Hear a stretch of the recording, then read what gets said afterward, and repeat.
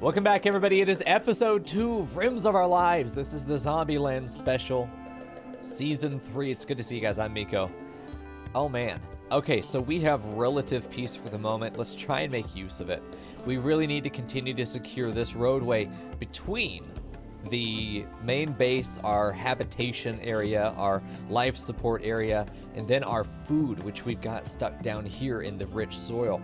Now, coming to think of it, you know, it really might have been more realistic for us to build our first buildings down here. Sure, if I were to do it again, I might have done that. But I do like this position as our main fortress. It has the river as a very large obstacle in the top. The left has it there. The only clear approach is from the right here. The south is going to be full of buildings. I just feel like this was a very good position for us to sort of nestle up against that river. So I feel pretty strongly about that. And I'm glad that we have. The problem, though, is that we somehow have to secure our way down here. And I think rather than just making like a tunnel in fence work, I think if we're going to go through and fence all of that in, we might as well start up here and sort of claim up to that rock wall, claim along here, and just start building down. And spend the next day or so just opening this up and see if we can get down to this point, then cut it across. Get this one and have this one just go straight north, maybe wiggle through where that water is and just wiggle through there real quick around that, and then go up and see if we can secure all of this for ourselves. And that even with zombies, we should be able to build. We should be able to get some more work done outside, which would be good. Is this the same zombie mod that we did back in the day? Yes, Brains' Zombieland. What a great mod. Okay, so we're gonna unpause. I think that everybody's where they need to be. I think we're all good. We know that we have relative peace. We're gonna keep an eye on the zombie count, which right now is not there. So there's our plan. Now would be a good time, I think. It is the end of summer, though. Very soon we will not be able to plant anything else here. I think that we're going to probably get one more round of potatoes. Then we are going to plant beets. Griffin himself, I think, is on a, he's on a binge, which is okay. We have the food for that. I do think it'd be worth us making some more food supply. And since we know we can get down to here safely, relatively safely, we probably will want to build some more of these so that we can turn this into a proper granary is what I think we want to do. So let's do that. A few food baskets, just 3 for now, because I want to be able to bring all that food up here. Maybe some pallets would be good as well. Hey, Helly, how you doing, man? Nobody died yet. No, we have not had a death yet. I find that surprising, to be honest with you. I don't know that the Zombieland mod would be realistically viable without things like embrasures, things like fences, you know, that actually do provide obstacle. You know, without those features, I think that we would be kind of fucked, regardless of how well we play, which I think is a big indicator of the fact that, yeah, you're going to want to play the mod with some other mods that make the mod a little bit more realistic to play with. And of course, this is a sandbox. We can do whatever the fuck we want. We really are only answering to ourselves, and if we are having fun, I think that's all that matters. So play with the mods that make the game easier. Play in a lower difficulty setting. Your job isn't to impress anybody with how good you are at RimWorld. Frankly, anybody who gives a shit is a fucking loser. What really needs to happen is you need to enjoy yourself, because at the end of the day, it is a video game, and theoretically it should be fun. So anything that stops it from being fun is something that hopefully you'll find a mod to fix. It is the whole point of the modding community, right? That is their job, is to provide that content that makes a great game even better. So there's our fence work. We know at least for this side it's going to be clear. Now again, we will not be able to shoot over this fence, but for now, it will provide a barrier to stop the zombies from walking into our base. I would like to complete that before we do this side, but I do want to at least designate it. And we can get through there without a bridge. That's excellent. And then we just do something like that. We will come back then later and make gates, but for now, this is it. Yeah, everyone kind of sucks at the game when they start. This is a game with a lot of planning that you have to learn. There are a lot of things to plan around. Once you know those plans, yeah, you're really good at it. It's just about having the foresight, the strategic understanding, you know, the spatial awareness of how big does a building need to be versus can it get away with being. Knowing how to set up firing lines for yourself. All those little nuances that come with practice. You'll get there, though. Pineapple makes it better. I agree, Jay Strauss. We've got pineapple, mango chan, and we have guava. I think between them, we've got a hell of a cocktail. We need someone named Vodka, but we'll see. Well, here's what I'm going to tell you, Haladusk. If you don't know how to make a kill box, you're pure and innocent. And you should avoid learning how to make a kill box because it will only make the game too easy for you. Kill boxes are inherently anti-fun.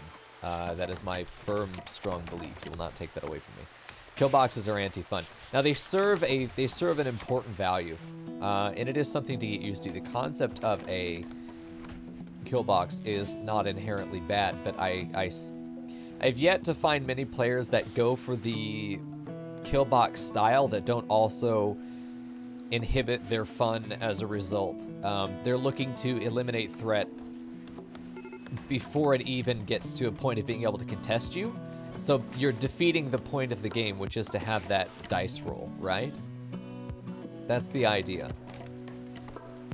Yeah, it gets very old very fast. It does. And that's part of what Rims of Our Lives is all about, is literally just trying to keep the game fresh for somebody who's played it thousands of hours. How do you make this game interesting once you have seen everything in the game over and over again?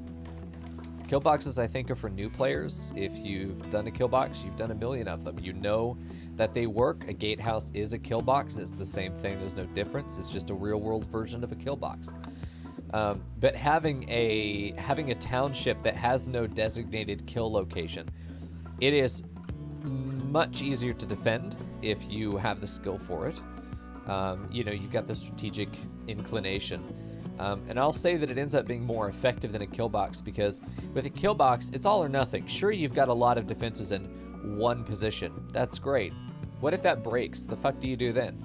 If you don't practice with your fallback positions, if you don't throughout the course of the game have no knowledge of these other fallback fortification areas that you're going to need within your base, that you end up in a position where you're all or nothing. They breach the front gate, well, you just lose. Usually they breach because you lost, because you lined your guys up like a fucking doofus and then just rolled the dice versus a guy who's rolling a lot more dice. RimWorld is almost always going to be a game where a bunch of people are sitting around rolling dice, right? That's it. Everyone's got a D6, okay? You have to roll a 6 to kill something. And if your guy across from you rolls a 6, you're dead. Whoever rolls the 6 first wins, right? So here's the deal. If your team has 5 guys on it rolling dice, the other team has 30 guys on it rolling dice. Who do you think is going to hit those 6s first? Who do you think is going to clear that team first? It's going to be the team of 30. More projectiles, more dice rolls will lead to more damage in almost every case. Your only real defense is not just lining up like a fucking idiot and hoping to God that your dice are going to roll better than theirs. The reality is that you need to take away the opportunities that AI has, and you need to abuse in some cases the deficits that AI will always be at because they are having to enter your base. And you could say, yeah, but that's what a kill box is for. Right, but a kill box design that does not have backup fortifications anywhere else, and the kind of playstyle and mentality that goes into most players I've seen, especially other streamers that I see that do kill box designs, you end up getting the same fucking thing over and over and over again, and it just ends up failing a lot of the time. With a township style, with something like this, it's a lot more dynamic and a lot more modular because every alleyway, every corner, every building is itself a fortification. And this is in vanilla too. You can't just be like, yeah, but you have Embrasure. Shut the fuck up. You know what I'm talking about. If you don't, shut the fuck up and learn. Even in vanilla, you very much can use the AI against itself. You can learn how to funnel them into disadvantageous positions, and you don't have to just line yourself up in a row and hope to God that your firing squad kills theirs. It's miserable. Hello, chat. You've woken up there for a second. Hey, Red Rum. Good to see you, dude. Hold on. I got to catch up on chat. Nice. Yes, Frackle's absolutely right, and he is very good at helping people understand this. Once you understand how the AI makes its decisions, it becomes very easy for you to not rely on the kill box that takes away their decision making, because once you get into an unpredictable scenario like a drop pod raid, you don't know what the fuck to do. You're guessing. You don't have to guess once you know how the AI works. I can look in this and I know exactly where the AI is going to take cover. I know exactly where I need to stand to counter them. I know exactly what's going to happen no matter where they drop in my base. I know what my positions to defend them are going to be. And whether it is static positions or a mobile engagement strategy, as Frackle put there, yes, knowing the AI means that you're always prepared to deal with it. Pretty good. A shitload of turrets also works pretty. Could be good. Did we deplete our wood stores for the fences? I don't think so. No, we didn't really touch it at all. We went from 600 to 524 for this. Yeah.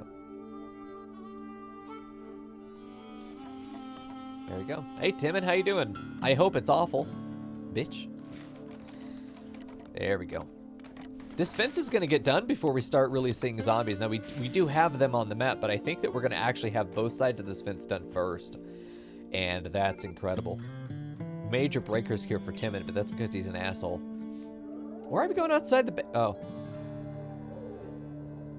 That's a zombie raid event. Pineapple's still broken. Or just broke. Pineapple just broke. Luckily, we have Mango Chan and Griffin. But we only have 2 guns out of 5 to be able to fight this. I don't know where they are. It's the only warning we have is that you need to get the fuck inside.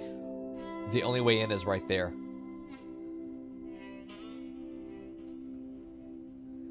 This could go very wrong. Very quickly.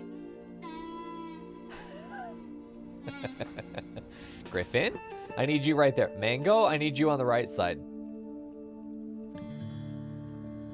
Hopefully he still goes to the right. Just stay going to the right. Guava should be able to sneak in the door here. Now, I have limited entrances because it means there are fewer places that the zombies may try to aggro and chase us.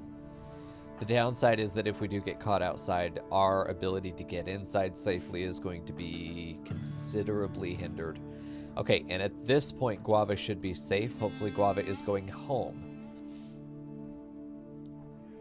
Could be good. I would love Pineapple to wake the fuck up. Rip that Foop rat. You got this, Foop. Take him out. He's a bitch. Come on now, Foop. I believe in you. I shouldn't, but I do. This zombie's fucked either way because he's going to take so much bleeding damage. Foop has killed a zombie for us. What a precious boy. He's been bit, though. My question is if zombies will aggro through the fence because they theoretically can see. Pineapple, we going outside? We gonna open that gate? I hope not. There's only the gate down here. Yeah, I thought about marking it as a safe zone, but I don't think it's necessary. Don't think it's necessary because we're not going to be hiding inside. We're going to find a place to engage them. Now, the only downside with having fencing like this is that there are very few places that see and shoot outside the fence, so we probably want to make bunkers for ourselves. You know, one right there. One right here on the corner would be good. This position right there. This would be a good spot to do one right here in this corner. I'm so stuffy. Yeah, we'll cross that bridge when we get to it. Adding in too much regulation and all that stuff early on ends up just being a waste of time sometimes. Before we really know that that's going to be an issue, like right now is an issue. Right now is a big issue. Because Pineapple's decided it's time for him to die. Very likely. Uh-oh. I saw a screen shake. We're probably dealing with some spooky boys. I don't see anything destroyed yet, though. See if that lasts. There's the one that killed the Foop rat. What a bitch. Pineapple walking back inside. Okay, and he's done, so now we can go back to bed. Get some sleep, get some food. So it's going to be pretty high threat. It's going to be an increasing threat, too. No, fucking Mango Chat, stop, you fucker! Well, we're going to have to fight this one now. He's probably going to aggro a couple more things. God, I wish I had a bunker back here. Embrasures, just right there with a door, just like we have on this side. That would be very nice. And no door on the outside of it, just embrasures. I am going to designate that. And then once this is all clear, we'll come back and fix that. Yeah. There we go. I love that they have this behavior. This is nice. This feels like how a zombie should react, you know? I'm confident in Mango's ability to go kill this zombie. I really wish he'd gone through the south, but I realize why he's not going to do that. Yeah, this one's down already. Really could just leave it. I think it's going to die on its own. Look at her fucking dodging. Fucking Beyblades. Beyblade zombies, man. I do want him to shoot until he hits. I mean, I really do want them to get the shooting practice. This is great. Yeah. Yeah, holes in the wall there. I would still feel so nervous having a zombie on the floor. Just next to you. Dead or not dead, you know? It's all just a little bit sketch. So there are only 24 zombies on the map right now. I'm not too worried about that. There we go. Finally got it. Mango's gonna clean up. Cool. Let's go speed free, except to had another screen shake. I don't know. They could be taking out fence work somewhere. Having little turrets around the border would be so nice, man. I'm just saying. That would be so great. There we go. Yeah, there is a thing called double tap that they do. I don't know if you're memeing or not. No, there is a double tap thing to make sure that they're dead. When a human dies, double tap them to make sure they stay down. Do turrets provide vision while powered? Yes, but only 70% of what a human does. Yes. You know, I hear the destruction. There's probably a guy who is coincidentally running into ruins around the... Timon! Timon, you fuck! Timon! Stop! Run among the muffalo. Run among the muffalo. They will hunt the muffalo and leave you the fuck alone. Griffin, god damn it, dude. We may need to... We may need to set that safe zone. We may need to. I think what we need to do is get these guys out here and create a... God damn it, all of you just come here. You guys are all gonna go up to this spot. It's the safe way in and out of the base right now. You're all just gonna go up there. We're gonna hang out together for a second. Someone turned into a zombie. Who dat? Someone up here. Who? Fuck them. We don't care. Not my problem. We didn't double tap them. That's unfortunate. Yeah, we're gonna go down here and use our guns to shoot these guys down and clear out some of the southern area. There we go. Nice headshot. Yeah, I feel pretty confident about their space here. The muffalo took a few of these guys out. We want to get in there and help. Dead muffalo is fine. We aren't going to eat them just because we don't have a butcher table right now. Our food production is basically just growing. We're not really worried about anything else.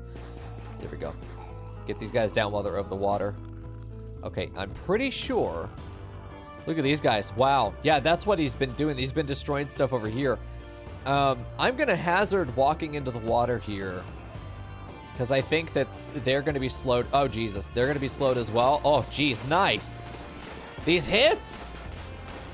These hits are great. There we go. There we go.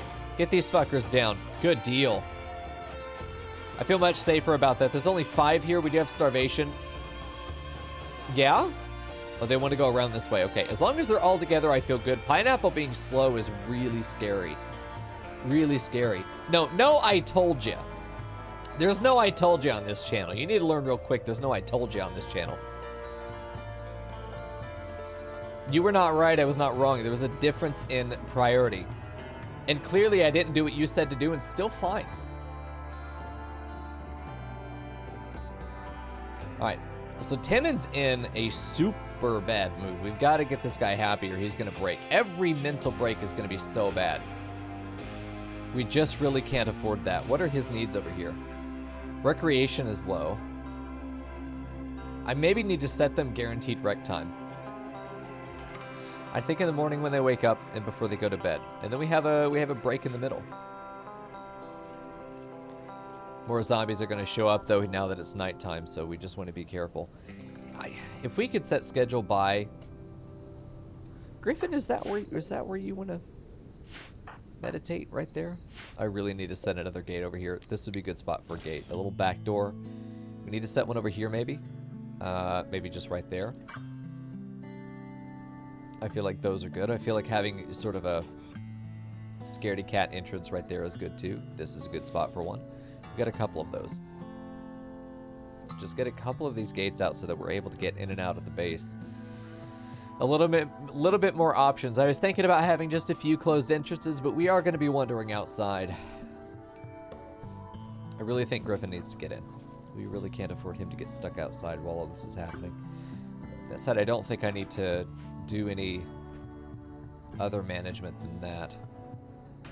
Oh, Jesus. The fuck? Okay. We can deal with that. Spooky, the god. I think this was the person that turned into a zombie. This was the human. Yeah, I mean, they're named. So. Get that taken care of before the door goes down. If that gate falls, we're going to be in trouble here. This next hit needs to kill him.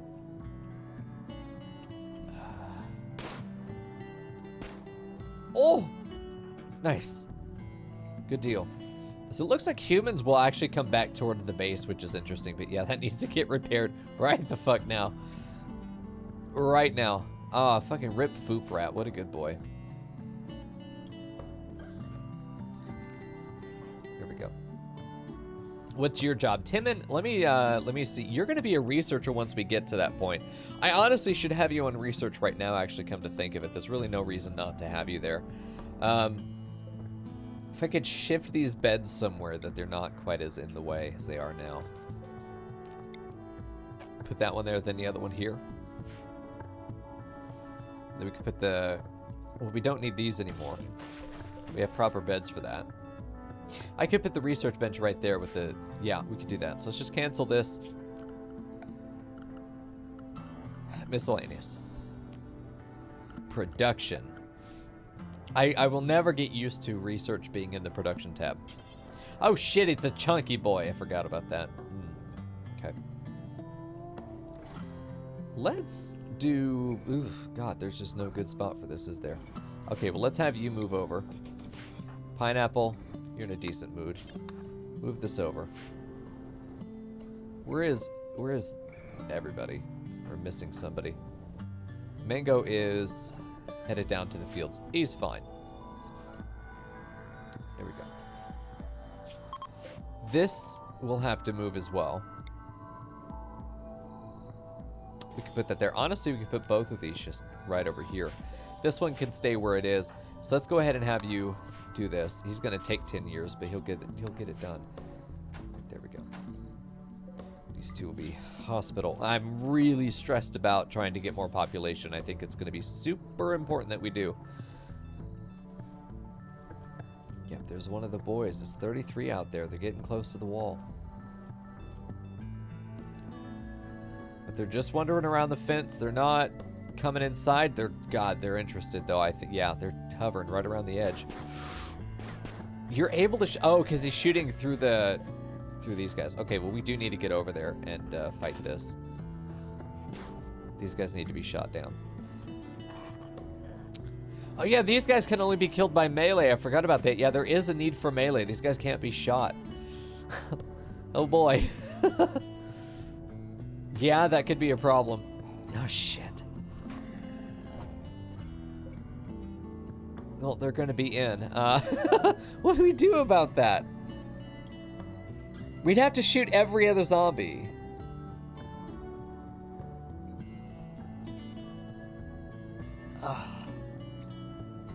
And then punch these electric boys down. These gates are stressing me out. They look like holes in the fence. We're about to have one. One that I don't think we could avoid. Not timid. Get pineapple in there.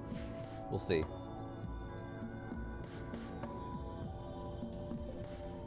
I mean, I could send Timon. Repair the door. And see if you can make that work.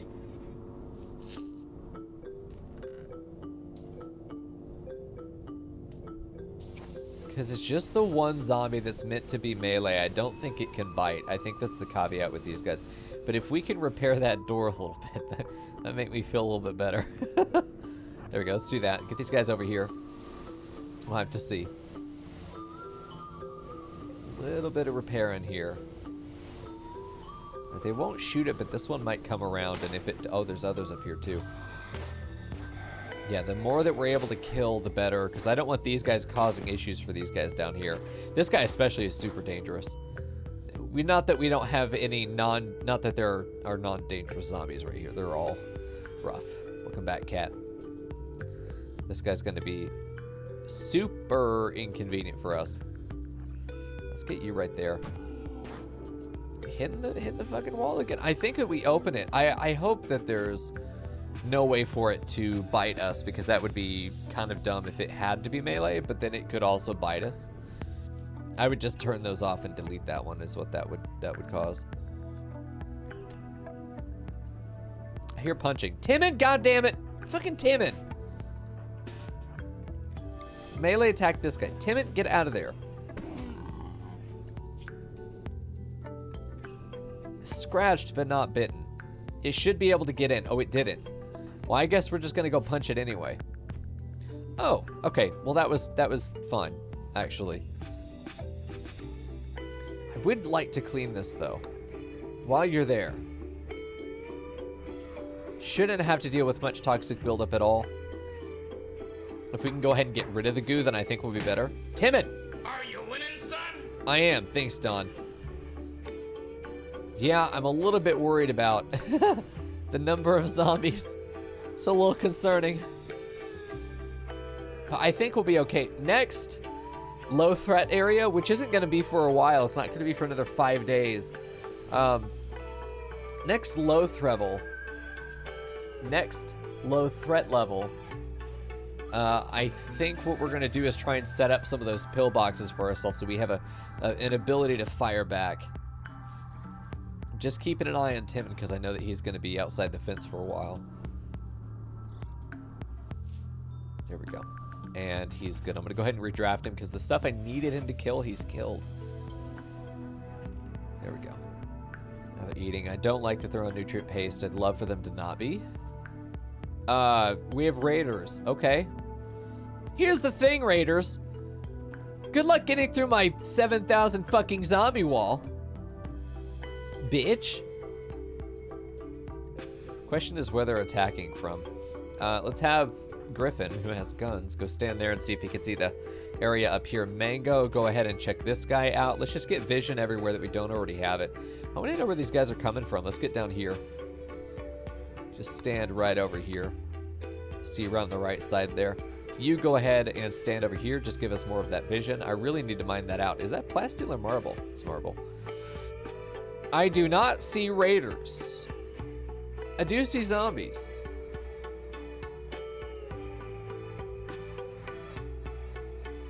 I'm curious where these raiders think they're going to get to our base.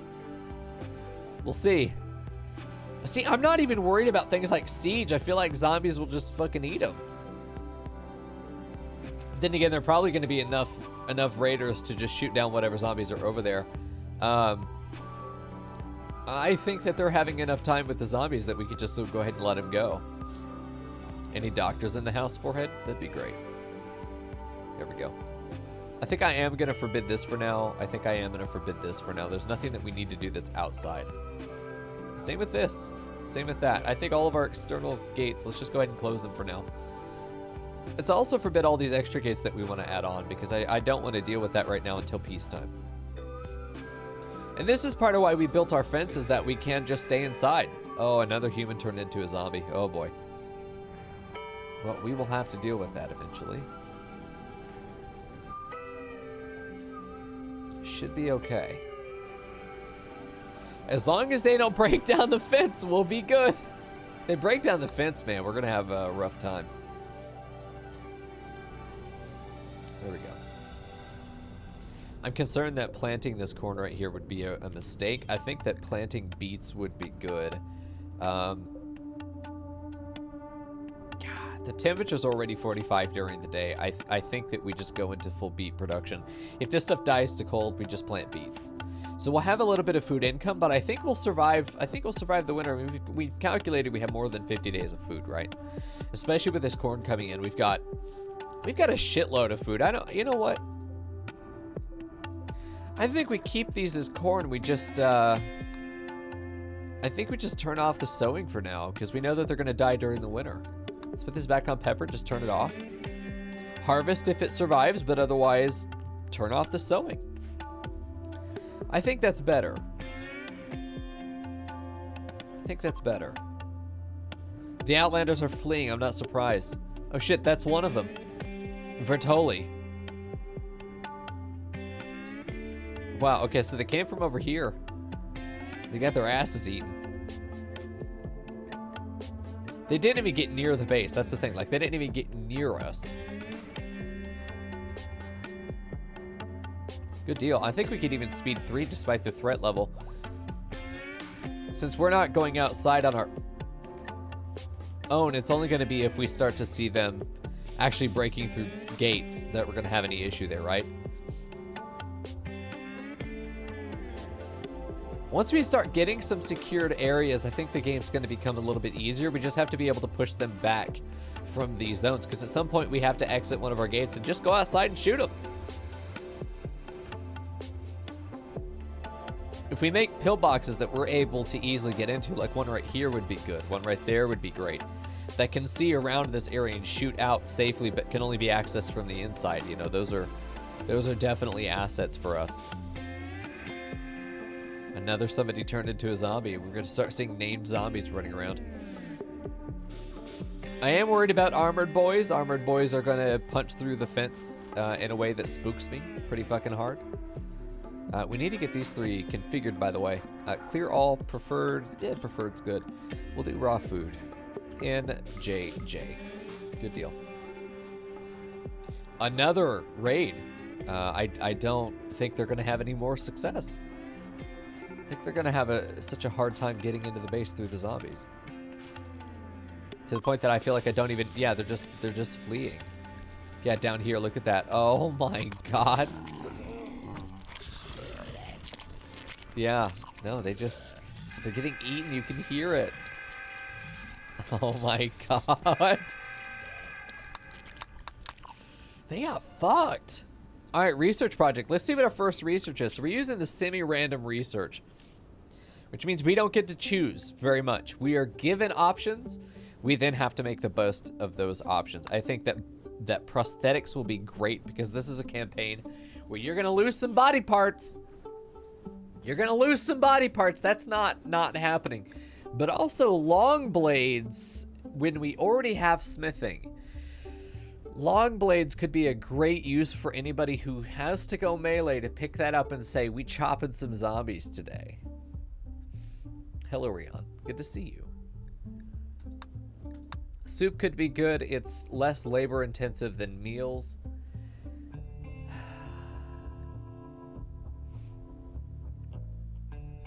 This opens up a lot of research, which is actually right now a detriment. Research the cone head for you. I know these props could be good. They do add beauty. They are nice to decorate with. I think that we're going to be so tight on resources because we can't really go out and mine now, can we? Not right now. Mortars don't necessarily help us. It does get us toward trench warfare, which is really nice, actually. Trench warfare is super good. Yeah, suit needs a lot of electricity. Consistent electricity, too, which we have. But we'd have to establish the second generator and have one that is just for... No, that is just for the soup kitchen. I almost think that it'd be better off for us to go prosthetics, because we could use that right now. We could get a prosthetic leg, replace Guava's missing foot. It could be good. I think that's what we're going to do, and let's go ahead and set up, since we have a few people theoretically on research right now. I think that that's good. It should get occupied, but Timon's job is basically as a permanent researcher. That is your job for the most part. It would be nice to build their rooms, their individual bedrooms now. That's something I'd like to do with the wood that we have. Eventually, yes, I would like to convert all this over to stone, but for now, it's wood.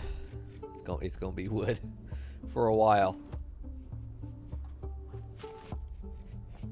We only need 5 bedrooms. I feel like that's something that we could easily do in a sort of a star pattern. Let's see. Could be good.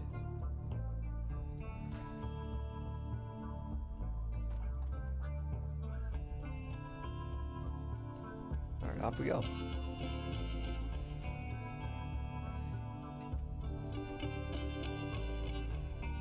Yeah, things are looking good. They're trying to keep this full, which is nice because there's a chance that this gets breached and any stuff that's down here doesn't get kept, and that's why we're doing a little bit of local storage, even though we do have long-term storage down here. And I do want to keep some kind of additional fortification here and almost treat this like an onion. You know, maybe we put a gate in right there that we can shoot onto both sides of it, but it does allow us to have that barricade there. There are a lot of advantages to doing something like that. That could be good.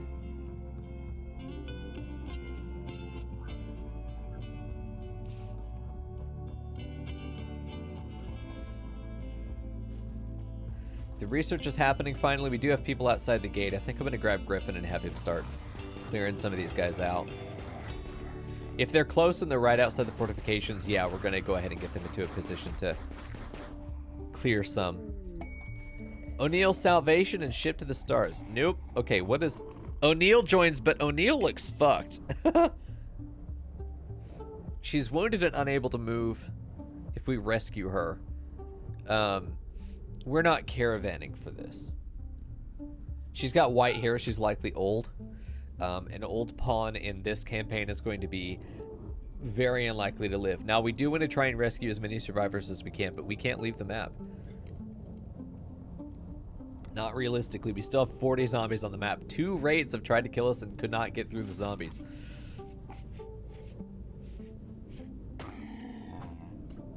Which gate are they knocking down? This one?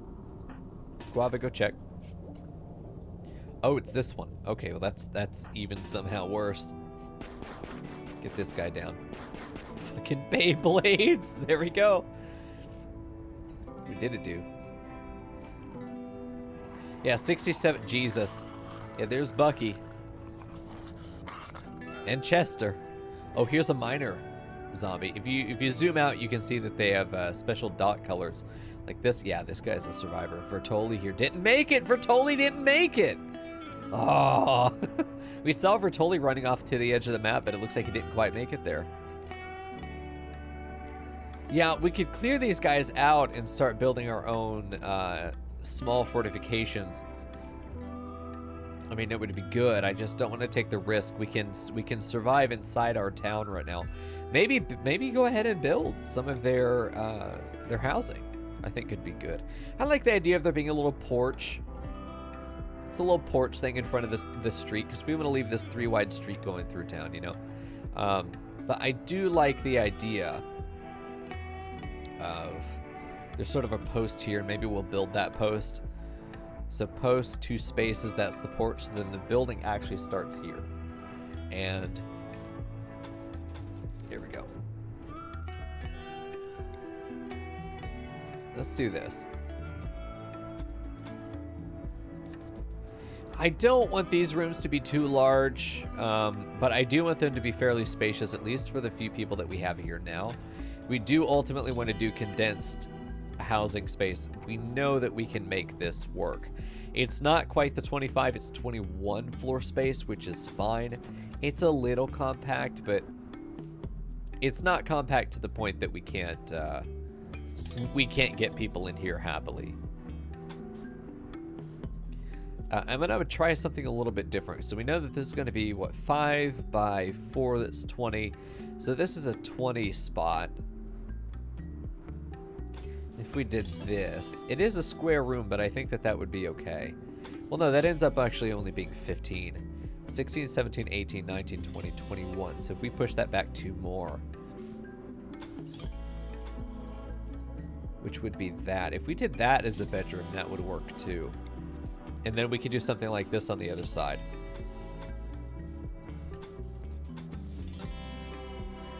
And then that's a pair of 3 bedrooms.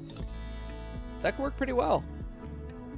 A set of 3 bedrooms. We could do that as a, you know, we could set this as a blueprint. And then we can just copy that around. It should be good. A pill house, yes. Or a cheese weenie on its side, stood up. All right, let's get some. I'm going to do double beds, actually. I think that we have enough wood to give everyone double beds. It's going to be a bizarre fucking bedroom for that person. I apologize for that person. It's a bizarre bedroom. I do want to give them nightstands. It's a small thing, but it makes a big difference in their comfort level. And then a dresser could go on this far wall. You put that there for you. There we go. That'll work. And then maybe a small table. We want to do a table and a chair so they can wake up and eat in the morning. That's possible too. I do like the idea of just having like a statue right there, maybe a TV on that little spot right there. Everyone gets their own TV. That ideally, that's how that would work. Eventually, I would also like to be able to carpet. For now, we're going to do wood floors because it's literally what I can afford. We're trying to avoid spending steel, and we don't have the stone production to be able to keep up with this. So what we're going to do is grab all of this. We also want to route power through it. We're just going to do it through the front there. I think that it doesn't need to be any deeper in the room. If we're going to put like a lamp or something, it's going to go down here, which we do need to do a lamp, actually, come to think of it. So in the corner, this is a cute spot right by the bed. This is a cute spot as well. I think that could work well. Will that geothermal have room? It will not. I'm not actually planning to keep this here. I was going to make the blueprint and then cancel it. Yeah. But good eye. So we'll do that. We could do CW house. Here we go. 3. So that we could fit 3 there. And then let's go ahead and cancel this now that we have the blueprint. It's the beautiful thing about the blueprint mod is you are not forced to deal with whatever you have. You can make some choices there. I'm really thinking that we could put a housing section right there and get rid of the fence. It just fits perfectly. We do want to probably put some planning around it just so that we know how big the geothermal is going to be. You do a 3x3 from one corner, then you do a 6x6 the other way around. Hey, Reaper. Hey, R34P3R0FTO35. You and me are going to be best friends forever. I cannot make choices. I'm far too gay for that. Same, dude. Fucking kills me. You know what? I have another friend who has a hard time with choices. Maybe that explains some things. Thank you for the resub, though, my man. I appreciate that, brother. There we go. 6 months right there. You're halfway up to a year, too. All right, so we got 2 geothermals outside the fence, 1 inside. Let's go ahead and get this guy planned as well. We're not going to need 4 geothermals, I think. I doubt that we're going to need 4 geothermals by the end of this. Okay. I doubt it. We are going to let that get built too, but now we can place this blueprint in a way where it doesn't interfere with the geothermal. We just have to get rid of the porch idea, which I also think is okay. I also think that's okay. I really do like the idea of having this guy like right there. This gives us 9. I think that one more right over here could be really good. And I think like a tight, I'd probably put that a little bit further south. Let's do something like this. I think maybe. We could also just sneak it over here.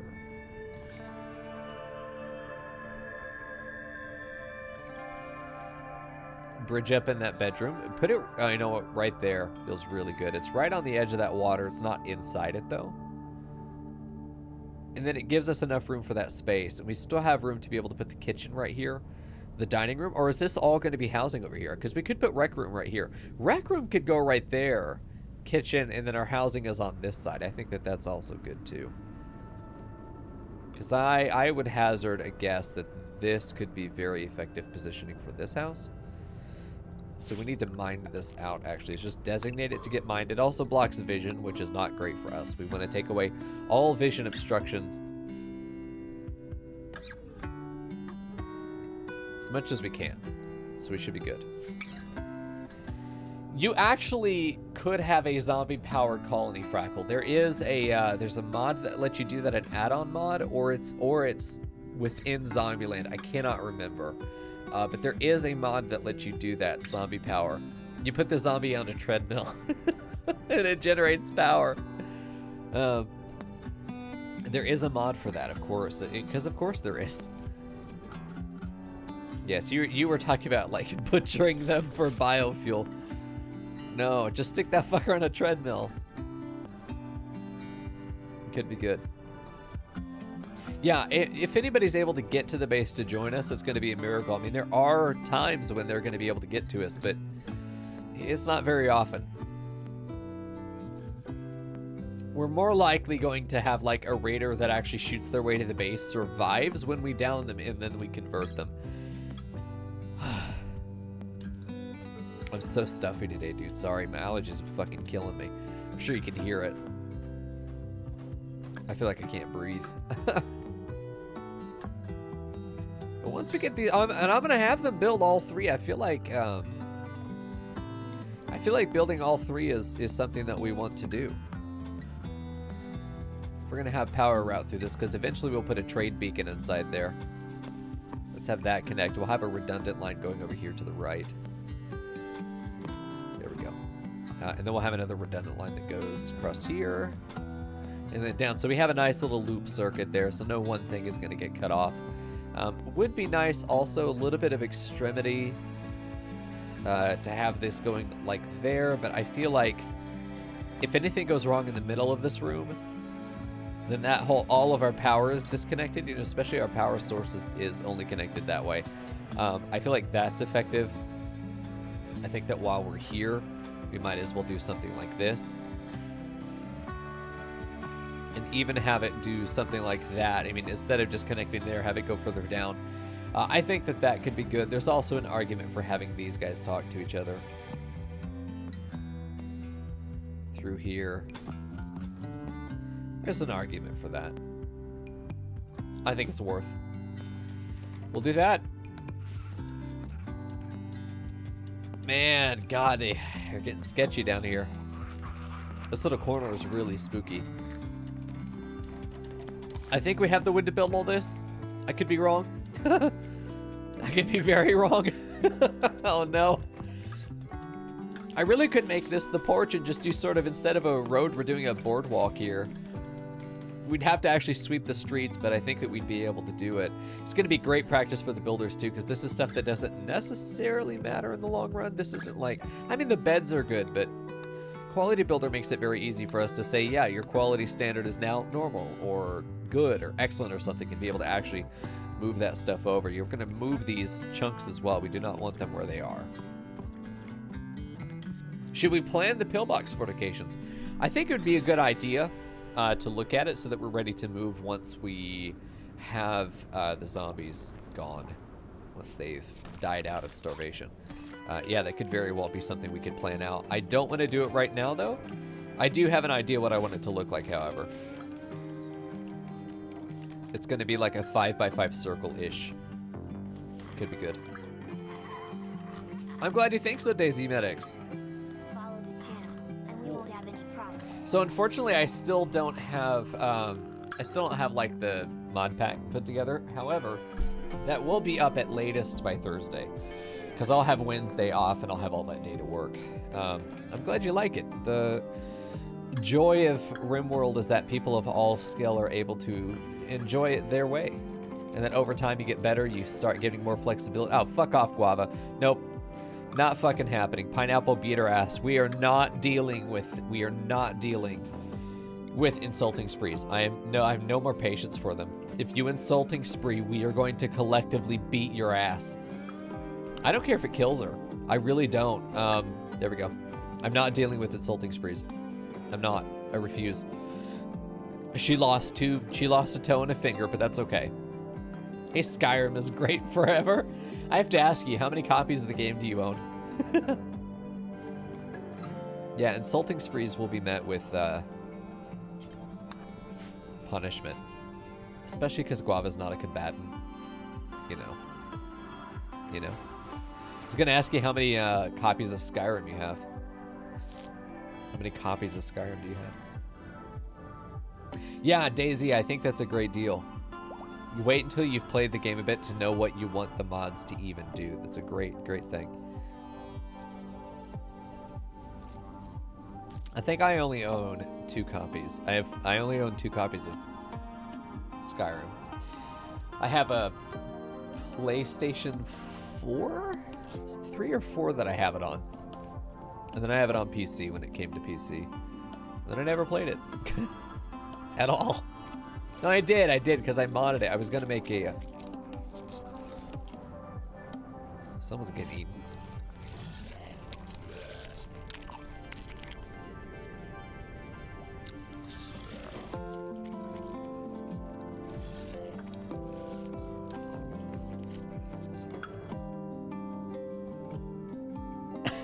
Concerned about the sounds. Guava should be okay. Should toughen her up. You don't want to lose body parts? That's fine. Stop being a bitch. I think this colony has realized, because we let the first tantrum spiral happen. We let the first insulting spree just go. Just sort of like ignore it. And it almost got the colony killed.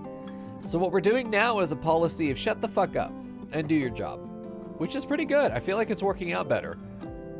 If you have a hard time shutting the fuck up and doing your job, then we beat your ass until you remember how to shut the fuck up and do your job.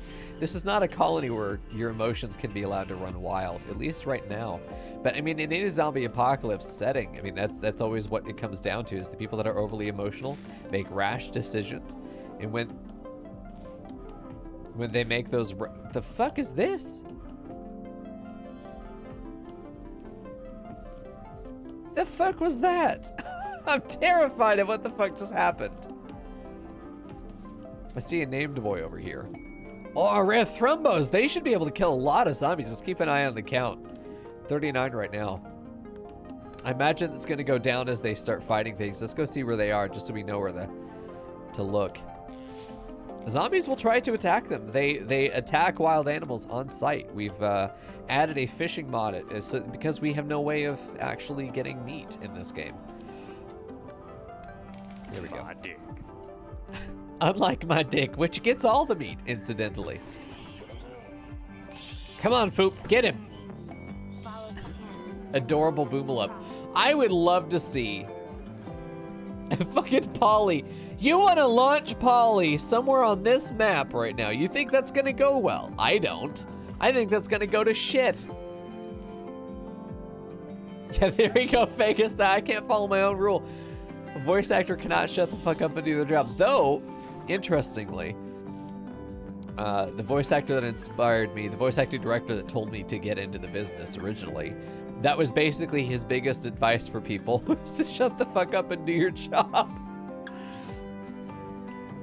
Good advice, honestly. It applies to most occupations, I think, in my experience. I'm gonna go try and blow my boyfriend and see if my nose, and see if I can get rid of the stuffiness. I doubt it. We'll see what happens. I'll be right back. I'm gonna pause the recording. There we go. I paused it mid-sentence. I'm a fucking idiot. I'll be right back. Hold on. BRB. Hold on. There. This is the button.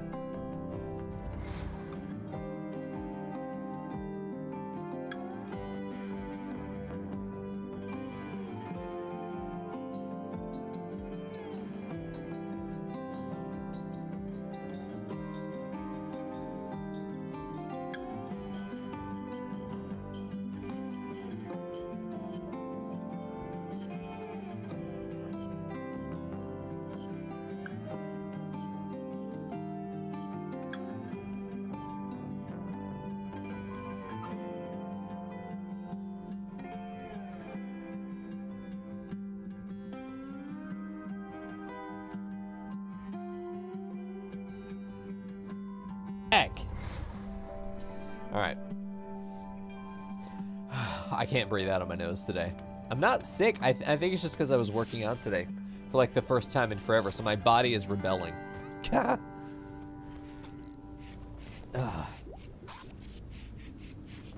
could be getting sick. I doubt it, though. I hope not. That's a choice. That's also a choice. I guess we're shooting at things today.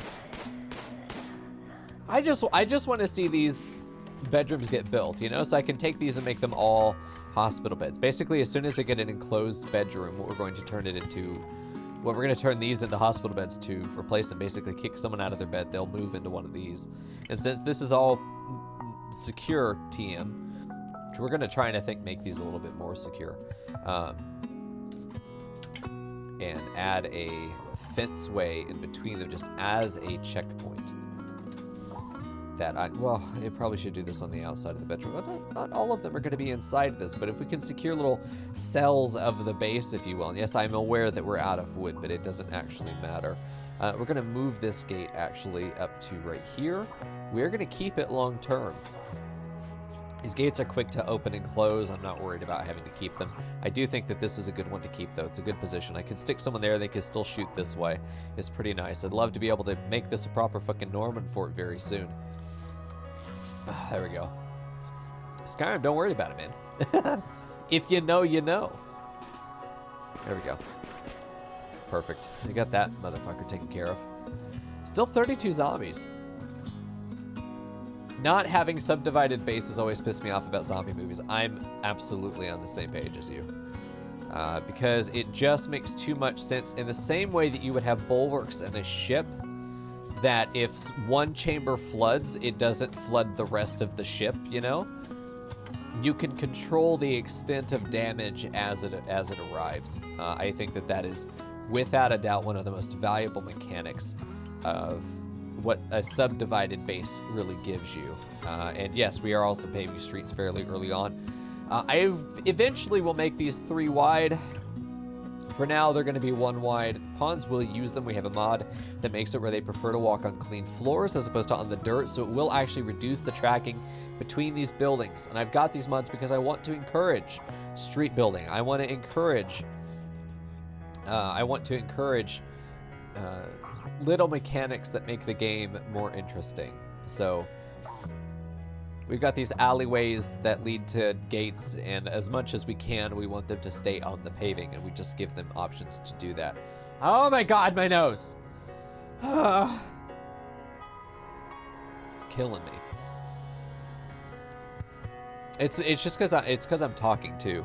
It's the reason if you ever wonder, because the guy that was here yesterday, not that you're still here, because I fucking banned you. However, but the dude is like, dude, stop touching your nose. One, still go. I stand by my position to go fuck yourself. Second, the reason I do it is because I speak from the diaphragm. For those of you that don't know, here's a vocal lesson. Because I'm so fucking cool and important. But really, what happens when you're speaking in a really good resonant voice? What happens is actually it vibrates your sinuses. This can tickle your nose. So I'm constantly, because I'm trying to speak well into the microphone. What happens is it's resonating in my sinuses, so it tickles my nose a lot. So I do this because it tickles, not for any other reason. And it's a habit of what's actually an indicator of good vocal. I'm just saying. I can't help it. Yeah, I would love to be able to oh, the pirates are leaving. BJ runs away from combat due to being a coward. Not surprising. Fuck, more zombies. Stop bringing more fucking corpses. We don't need more zombies on this map. Fuck, the counter went down to 29 there. Looks like they did fight their way through a little bit, but now it's up to 30 again. These fuckers are turning into zombies. Inconsiderate sluts. Oh no! Oh, my caribou. We could scavenge for zombie-eaten meat. Animals that died to zombies. May be viable for us to go out and realistically try to keep. I am going to go ahead and mark chop wood. I think I should set up a designated wood chopping zone. I really hate getting rid of the forest in my own town, but whoop, cancel that one. Let's go for these trees. We'll see. My caribou. We could get a holy pastor. I'd like to build a church. We might build a church over here. This seems like a good spot for it. I love that we were able to get some of these houses in and also still incorporate this geothermal. I think that's great. Can you eat zombies like cannibalism, or is it too tainted? You cannot eat them. They actually don't drop anything. So unlike regular pawns, I click on them, they have all this data on them. The zombies do not. Most of that data has been stripped away in order to save on resources to render more of them. Oh shit. A really, really smart tactic by Brains, of course, to help get more longevity and performance out of a mod that deals in very high numbers. Prosthetics are done. Nice. Next research is going to be... Sprinklers are really fucking tempting, actually. The way that sprinklers work is that every day at, I think, the 8th hour, they turn on and everything inside their radius gets plus 4%. Just a flat 4% plus right there to their growth level. So if they started the day at 65, sprinklers come on suddenly at 69. So it's really good for like long growing plants like corn that take a minute. Every day they get plus 4%, just flat plus 4%. Now they're expensive. They take 400 watts of power permanently, not just when they turn on, permanently. Bake the zombie out. Oh yeah, Brian, is that it? Zombie cheese weenie? I don't know about this. You fucking weirdos. Sprinklers are so good if you can have the spare power. We do not have the spare power. But with 4 geothermals in very limited space, sprinklers inside a hydroponics bay that grows year-round with like 4 sprinklers, we would need maybe 1 hydroponics bay in order to feed the entire colony. I mean, it can stack pretty hard. They do overlap. I have a rule that I don't use more than 1, or I don't let them overlap, because then it does get busted, because each one counts. Yeah, we could have gas and use gas power. You can get a lot of gas power, by the way. I'm just now realizing from the last base. We probably would have this, have it pipe over here, and maybe make this a big power plant. That thing connects to all of the river generators that we end up wanting to have. So we got another option. Shut the fuck up, Lothridge. Yeah, I might like my yogurt on my pizza. But that doesn't invalidate my opinion of what goes good on pizza, okay? That doesn't invalidate anything. Bitch. We've had this conversation. There we go. You get more wood, it immediately gets put into buildings. It's great. Oh, fucking Twiggy. Not so Twiggy right now. What the fuck?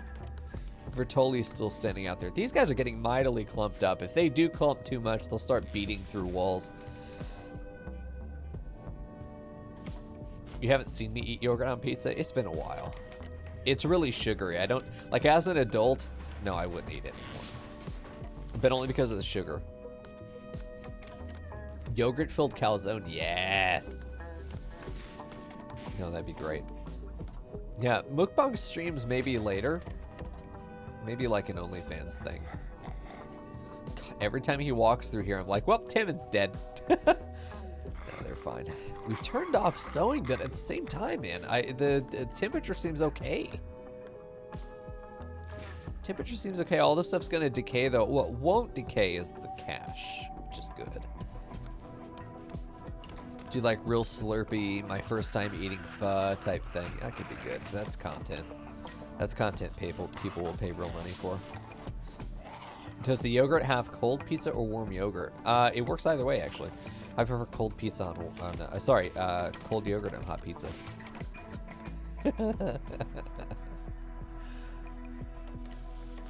People who are new to the stream and not used to our weirdness yet.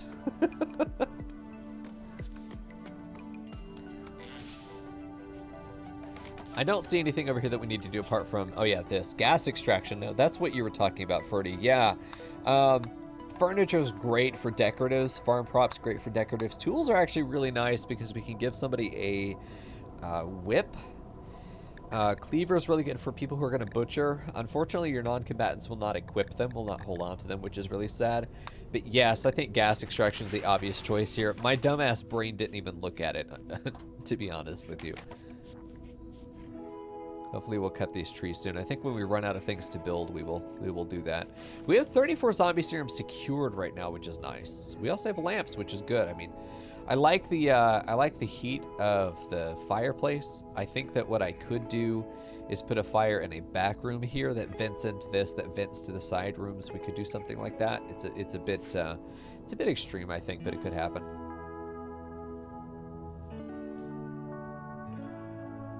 There you go. Dude, Lothridge, I think you're right.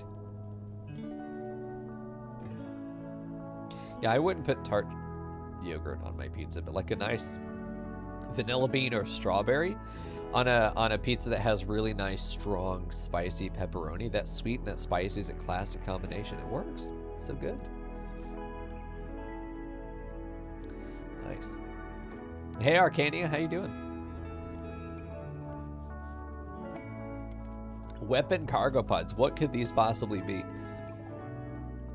I think the biggest asset we have for ourselves right now is the fact that we have secured a small perimeter that we can still work in even if there are zombies here. I think that that in itself is so important because we're going to see them start to drop off and die here pretty soon, which is great. And I know it says one person idle. I'm okay with that. Idle pawns are happy pawns.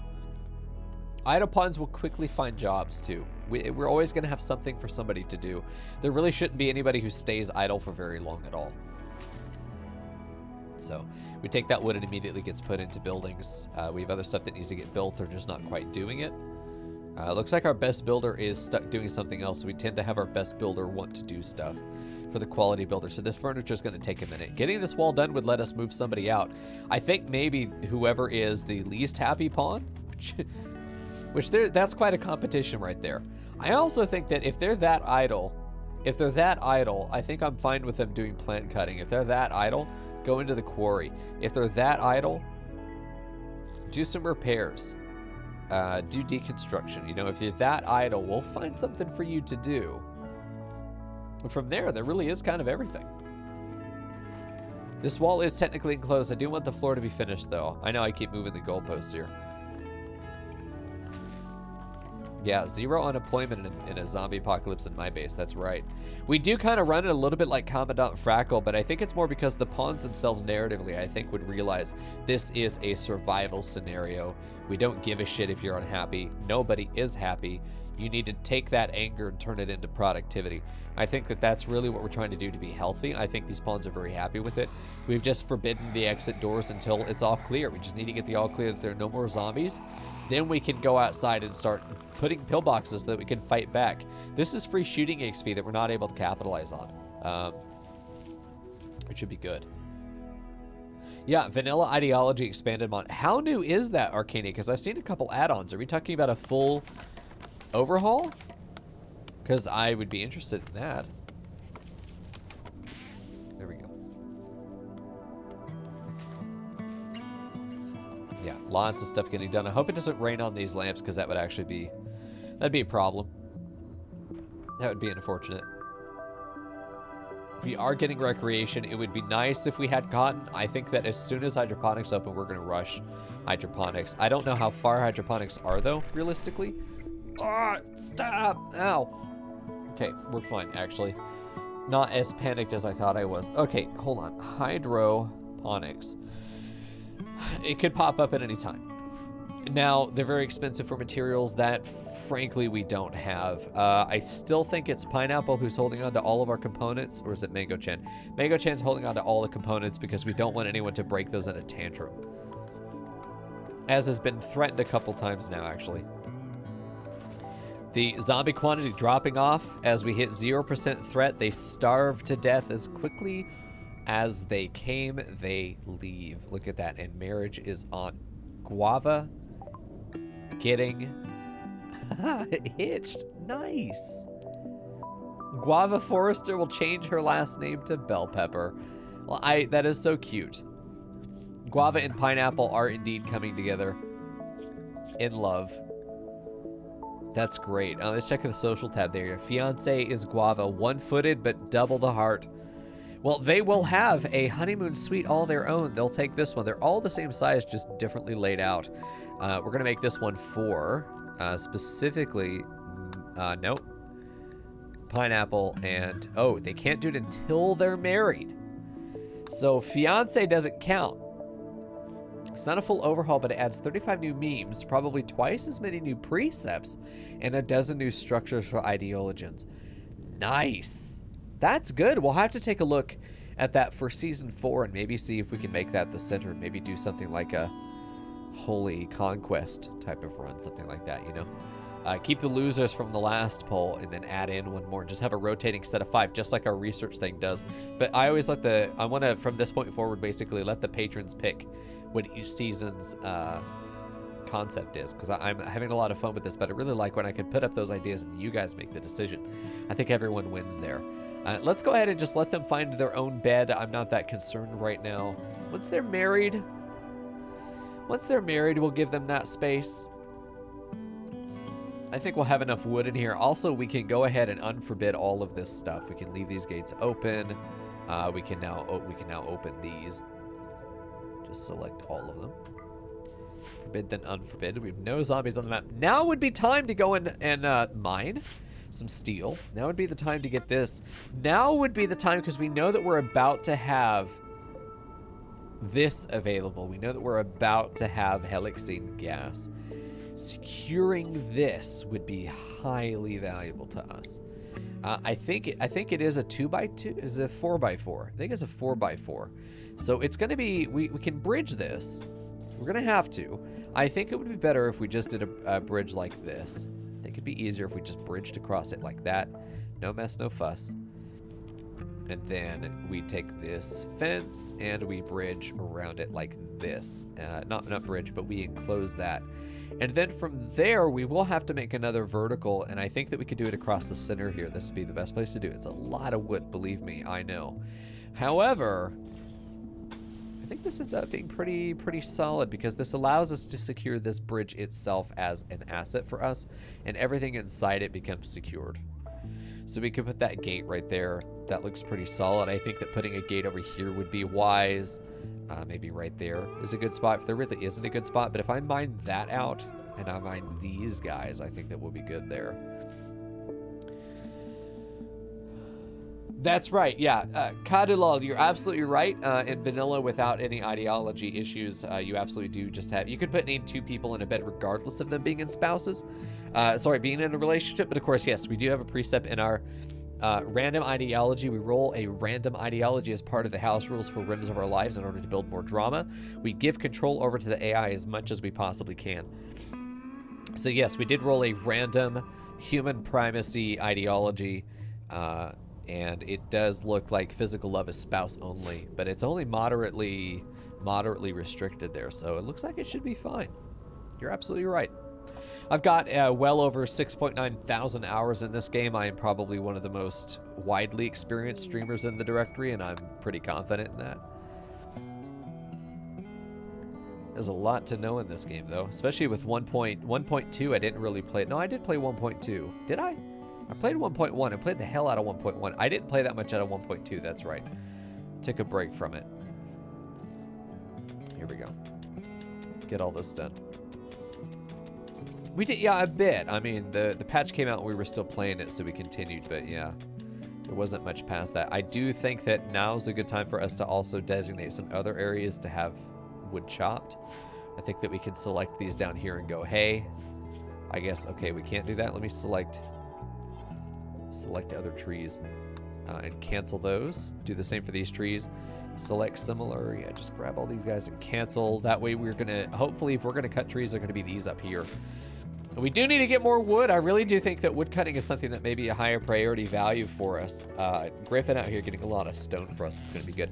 I am going to cancel that just in case there is any kind of roofing going on there. I don't think there is, but just in case. I've had issues in the past with surprise roof as it's fallen down. It does look like we have them going right after these trees here. I'm not worried about that. We're going to replenish our wood supply here. Yeah. Oh, a 30 by 30 cell map? Yeah. There's no limit to the tedium that you can invite to yourself and then call it fun in this game. I tend to try and take RimWorld for what it is, a story generator, and really blow that out as much as we can. I found it to be much more fun. If we can butcher that, we get the thrombo horn, very likely. I think if it's a male, we get it. Or is it sexless? Well, let's get a butcher spot. Now that we can go get that corpse, let's do a butcher spot. We're gonna do it right there, and we're gonna make it where it's add build butcher creature. This is gonna be forever, but it's only gonna be thrombo. So clear all, turn thrombo on, yes, and we're gonna grab one person to come out and do it. It's gonna be Pineapple. Come out and butcher. Go ahead and butcher that thrombo. Don't think that the other one died, and if it did, I don't know where. Don't have any clue where.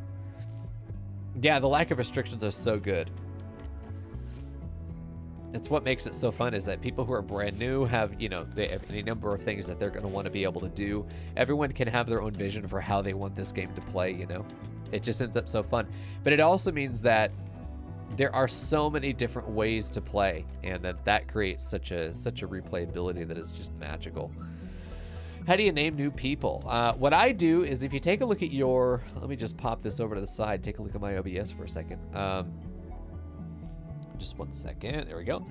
Take a look at this. So right over my face, you see the chat. If you take a look at your channel points, we call them knives. Not only can you unlock the best emotes on Twitch for free every day, just by watching, you get enough channel points to be able to unlock every one of my sub emotes for free for 24 hours. Just got to come in and click on them again if you want that, just by watching. You can also pay your simp tax so the Femboy IRS doesn't have to come and reclaim your legs, but you can also spend 1,000 to claim a pawn. And the way that this works is that it will put whatever name you did in there into a queue, and I have this queue right now where we have Frackle, Ferdy, and Noland in there with their names. At the end of the night, if your name is not chosen for any of the new pawns that we may or may not get, then I refund your points. So you're actually not paying for anything unless you get selected. There we go. Only 769. I think that's a beautiful number. You should be proud of 769. Oh, that's how many more you need. Okay, well, that's fine. You'll get there. Just hanging out. It's all good. Just hang out. I think that we're going to probably do a lot of the lighting in the colony through gas.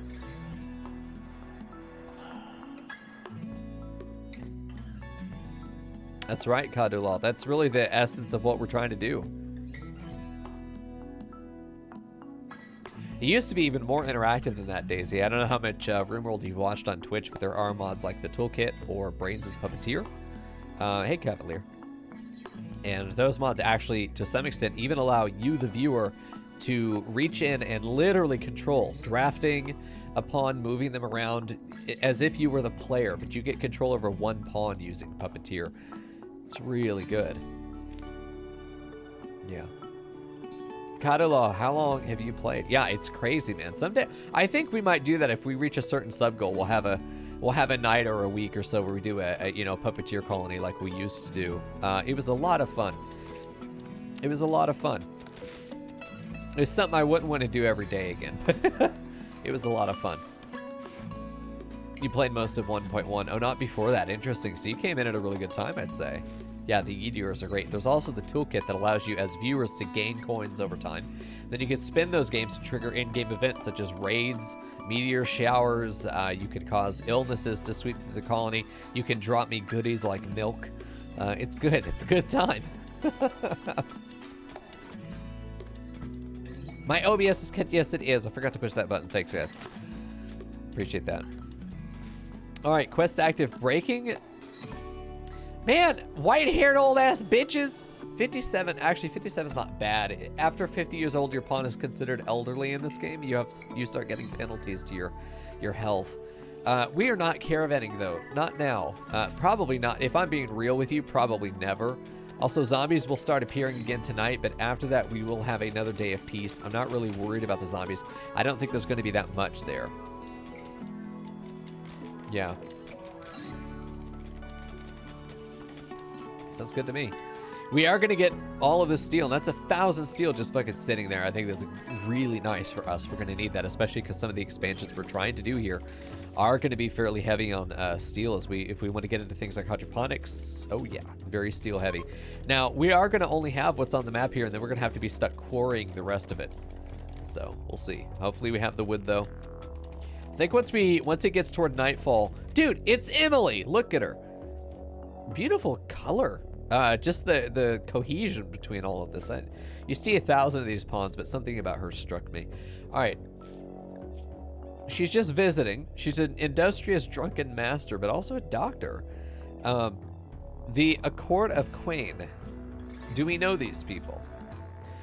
We do. They're neutral, -37. We don't want to piss them off. We want to try and treat her with respect. Welcome, survivor. We're trying to fix what's going on in this planet, explain what's going on. Our goal here, suck off as many zombie corpses as possible, extract all that serum from them. We have to, at some point, get I think at this point we make it a stat because I don't think it's going to be that hard to amass. But we have to get some amount of 100% zombie serum. Start manufacturing that cure, right?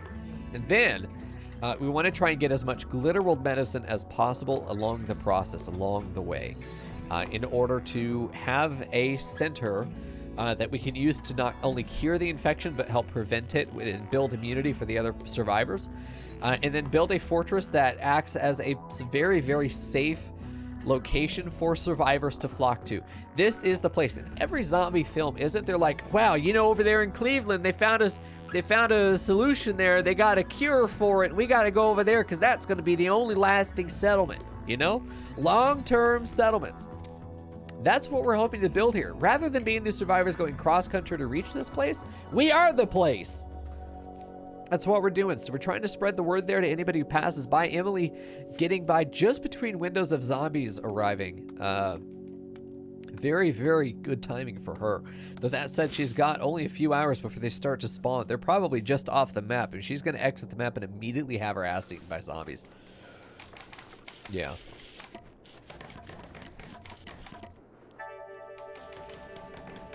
I can't tell you how nice it is to have a concept and see it almost immediately go into effect. It's not like the other so far.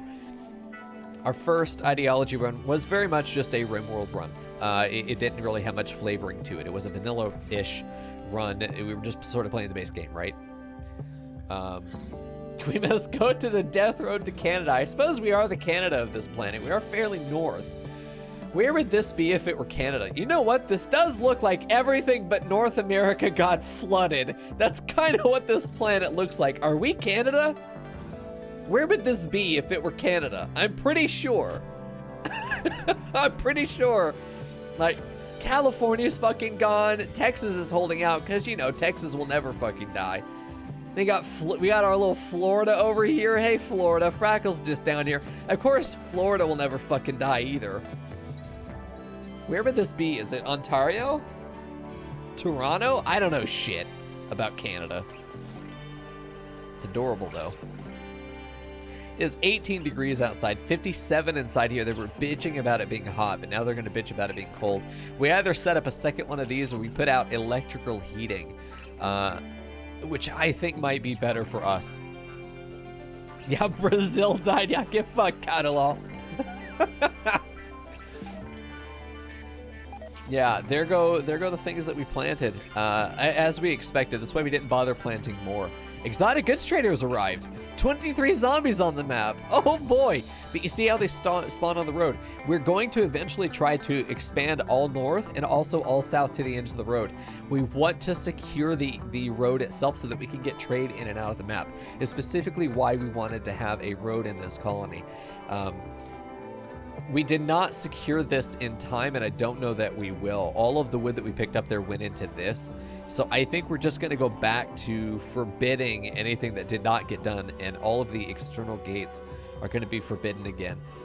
Visitors will go right the fuck through them. Visitors don't give a shit. Visitors, traders, guests, they'll go right through those gates. But we? No. This will have to wait. We're about halfway through the Helixine gas research, so we'll have access to some extra power supply here that does not need to be fueled by wood. We will actually get rid of these two. I probably will make them Helixine. I might just get rid of them entirely, actually. I'm not sure. I'm not sure what I want to do with those spaces yet. We'll see, though. We'll see. But we have, again, secured our outside. They're going to have to fight their way in. I hope they make it. I hope we get paid in the process. This isn't gonna let... Oh, they blew up part of the bridge, you fuckers. Yeah. Looks like they're fleeing off the map again. That or they're regrouping. I see some bleeding people. I think this is going to be a little bit rough. This guy gonna definitely become zombie. Yeah, we just need to be ready for them to get pissy with us too, because it's very likely to happen. we're not going to worry about the deserter. I'm just not interested in interacting with the royalty DLC in this particular run. I think that we've interacted with it in the last two. I think that we're good. Yeah, there's that body very likely. Samanov there. Damn. I think it would be wise if Griffin got up here and just got us some eyes on the situation. Mango, maybe go over here and check as well. Just get us some eyes on what's going on this side. Oh, shit. Someone's going after the door here. Pineapple. The fuck was that sound? This is worrying that they're going after that gate there. Okay, she walked away. Looks like our trader friends have fucked off. We did get one trade caravan that came through, and this muffalo was a pack muffalo that had pumpkin spice lattes, a bunch of side trainers, 1,000 silver, a bunch of advanced components, and a mega screen TV. All fell out of it. Pineapple barely able to get that shot. Let's have you reposition right up to there and try to actually get that kill. Mango, go join over here on the right. Let's see. I don't see any other threats up to the north. It looks like they did take out quite a number of zombies there. There we go. Okay, that's down. Good. So I feel a little bit more secure here. Very nice. Good deal. Well, we don't have any spare wood, so this is going to be the last of our power until we get back out and chop more trees. But I suppose that's something we should do now that we're still locked in. These zombies will not last long because we're going to go right back into a zero threat scenario right after this. Yeah, the Empire is trying to do the same thing we are, but they have all the resources. But the problem is they're the Empire. I suppose that we are not... What might that sound be? I feel like our relationship with the Empire is contentious rivals, but not enemies. I feel like we're... What the fuck are you? What the fuck is this? What the fuck am I looking at? What is this thing? What the fuck is so fast? Why is he so fast? He just went over my fence. He hopped my fucking fence. That's terrifying.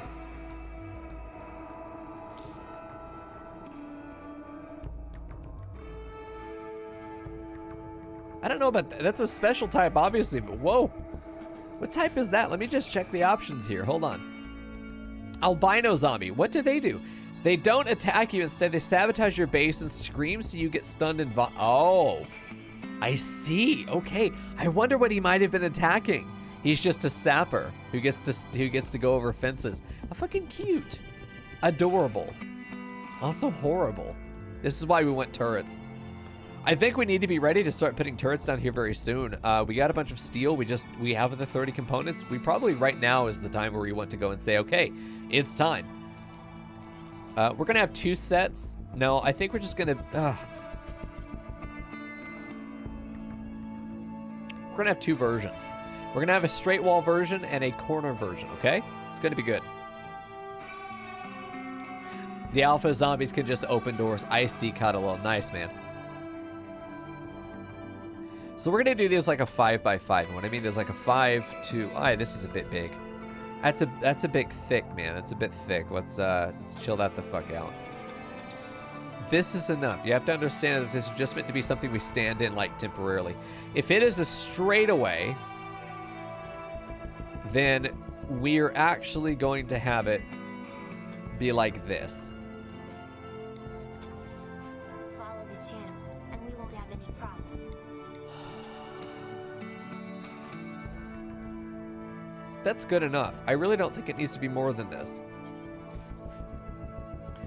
Because this will be like fence line there and there. What's beautiful about this is that, yes, it will block vision, which is unfortunate. However,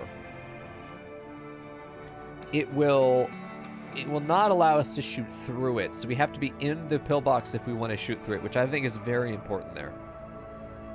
I think it's very important. So we can take this as just a very simple thing. Eventually, we put 2 turrets in there. We put turrets there, and then we put ourselves right in those spots. You know, we have another couple options. I do think we should build this. Let's rebuild it. I think that we should rebuild it for the idea that we're going to have turrets inside it. Which then looks more like...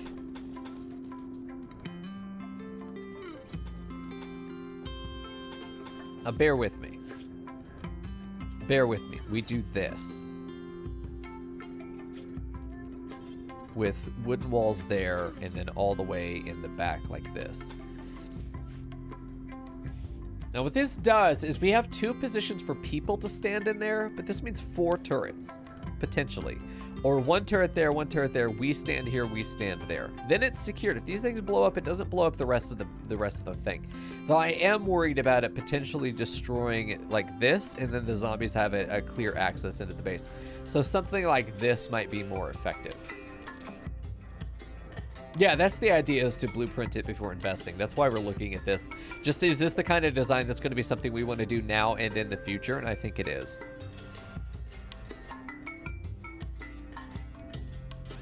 I think it is. I like this. I don't think I want embrasures here. I think I do want the turrets to... No, I don't mind if they fire over each other on that angle, because these guys will not see left. This guy will not see right. This guy can shoot this way and theoretically hit this turret. He'll also have cover issues,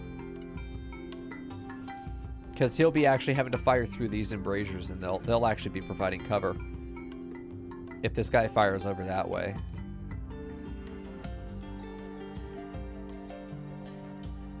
Which makes me wonder if we do this.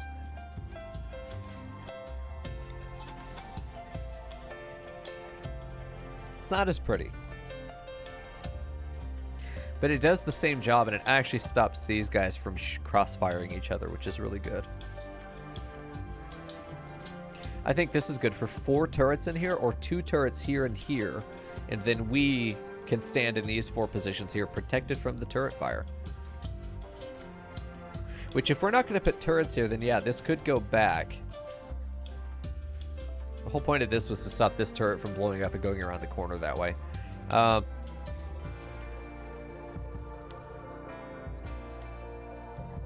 Yeah, I think that's the answer. I think that that's a good one. We could pull this in and have the door there, pull that in by 1.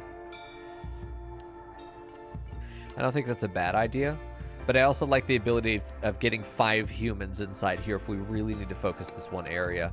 Or 4 turrets and 3 humans. You know, I really do like the idea there. If we push this in by 1, then we really are losing.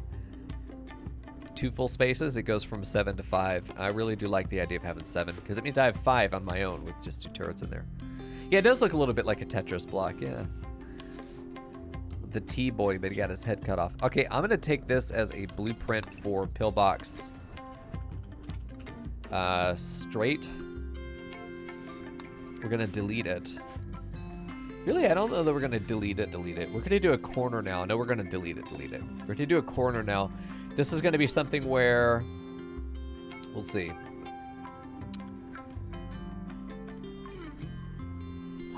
We want this to be able to see 90 degrees. Other way around, 270 degrees. Sorry, my cat. I believe you. Skyrim, I believe you. I believe that that was your cat. I don't give it. You gotta understand, Skyrim. I don't give a shit. Spam the shit out of my chat. Chat, show him how it's done. I want to see some fucking jammies in chat. I do not give a shit if you spam my chat. It does not bother me. It does not bother me in the slightest. There we go. There you go, Fern. That's what we're looking for. Okay, so we know that this position is effectively what we want pointing out of the wall. So if we do this as the corner, right? We just need a door on one of these 2 sides. It really doesn't matter which one. There we go. Good job, guys. Hell yeah, man. Poor Skyrim tried to spam my chat, got spammed in return. Get fucked! This is a lot more space. These corners are meant to deal with a lot more space. They're dealing with 270 degrees as opposed to 180, so I would expect to have a significant increase uptick in the amount of, oh, that's so nice! That's so clean! We just do that. Oh, I like that. Little clover design. It's so cute. It's so cute. Yeah, because we just connect the fence there and then off this way and off we go. This is solid wall, so we're shooting out this way, but this still blocks vision through here, so we're still not shooting through the pillbox. You have to be in it to be able to fire. We still have these modular breaks here. I think that that works very well. And if we wanted to do a 4-way, we would just put a door there and then let this be a little turret. We've done those before. Look, you did a little picnic area out here. That's so fucking cute. You know, that is actually, you know, I know you're memeing, but like you're really onto something. Because one big thing that can happen after you guys have been in combat for a minute is that they need to eat immediately. But if they're in the middle of your kill box, but you don't put a dining room by your kill box, you're actually giving your guys bad mood. Yeah, half memeing. I mean, I know, but you are right. You're absolutely right. Having wherever your kill box is, you need to have a rec room, hospital, and a dining room all right there. Maybe not the rec room. Rec room's kind of eh. Yeah, wrapped around to connect would be good.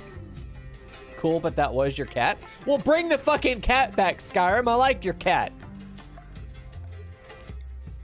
There we go. Let's do this. I think that's good. Okay, so we're gonna do pillbox corner. We'll do that. Go ahead and get rid of it. Now we have these things. This is great. I feel like I would want a straight boy right there, and then we'll readjust the fences. But a straight boy right there, straight boy right over here. I think right behind the. Maybe put a corner right there would be good. Let me go ahead and mark out with some printing or planning. Let's do a C right here. I think a corner right there is good. Let's do an an S right there. Get a straight boy. Corner here, obviously.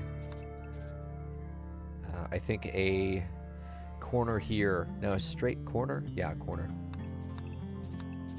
Corner there. Obviously, corner here. If we have any of these obvious corners, let's do it. I think that we need. We're gonna wrap around this guy, and then. Once we wrap around this geothermal, we're really just going to fence around it is all we're going to do. But I think that having a straight boy right on the back of this would be really effective. Straight boy right there. There we go. It's show cat. That's right. We do have a pets channel, as everybody does in their Discord, and I demand that you use it. We could put a straight pillbox here, but we already have some defenses on this side doing that for us. These pillboxes are for fence line support. That's really what they're there for. I do think that having a corner here, though, could be effective. Just some way to shoot into this area, because I think that's going to be a blind spot right there. I think this will be a pretty fair blind spot for us. This corner is going to be responsible for a lot. This one will too, but if they want to try and get up into this, then eventually we just fence this in as well. I think we're going to be very, very secure there. But that's the idea. I don't want to place them down yet, because we still do have zombies, but once we're clear, I think that we're going to run at least get the pillboxes set up. Regardless of turrets, let's at least have those pillboxes. I think a single turret right there makes a lot of sense. You know, I think a single turret in the middle of this makes a lot of sense. Every pillbox will start with just one turret, and it should be fine. Yeah, some kind of guard duty job would work well. There was a mod called Preemptive Strike, which allowed you to have actual guard towers that your pawns could be assigned to have to go and stand in as one of their jobs.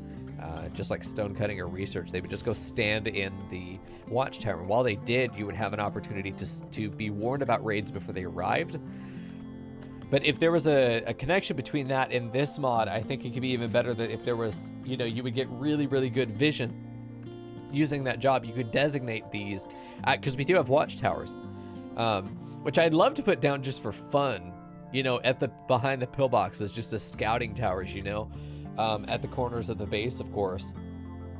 I think we're going to do it regardless, but you have to be, when you're standing aside, it gives you something like double vision range. Could be really good. Defensive position mods could be good. That's right, Kadulal. Yeah. It could work. There are a lot of really good mods we could add, and I tried to really trim it down as much as I could. And I'll know when I put the collection together. I'll know how big the collection is. I don't know if I got it that small. It was exactly 100 last season, so I'm not horny for that number. Like, I don't care that it's a high number of mods. I really, fewer mods are better. The fewer mods that I feel like I need, I think the better state of the game we're actually experiencing. But the reality is that to do what we're doing here does require a number of UI mods, a couple, most of them are UI mods, a couple content mods, very little that actually changes logic though. There we go. but some kind of cross between those, because if there was a job that said go stand in designated watch spots, you know, and designate that spot and have them go stand in those and make those watchtowers, I think that could be great. I think it could be great. It could be a lot of fun. We did get a little bit more wood. We're building these. We've got 3 bedrooms ready to go. Almost 4 here, almost 5. This is very close to done as well. Tim and also trying to get the streets paved. It's going to save us a lot of headache. Then again, he's botching everything he touches, so I don't know if I should trust him. Let's go speed 3. I feel pretty safe here. Yeah. I'm not sure what the Staccato Law, I'm not sure what the bartender's passing by. I think she's about to pass the fuck out and die. I'm not sure what the difference in the terminology is there, because I say mod pack, and that's what we have, is we have and it is a curated mod list for each season, so I'm not sure. I call it a mod pack. I don't know if I should call it a collection, if I should call it a mod list. I don't know what the meta terminology is there. Could you enlighten me?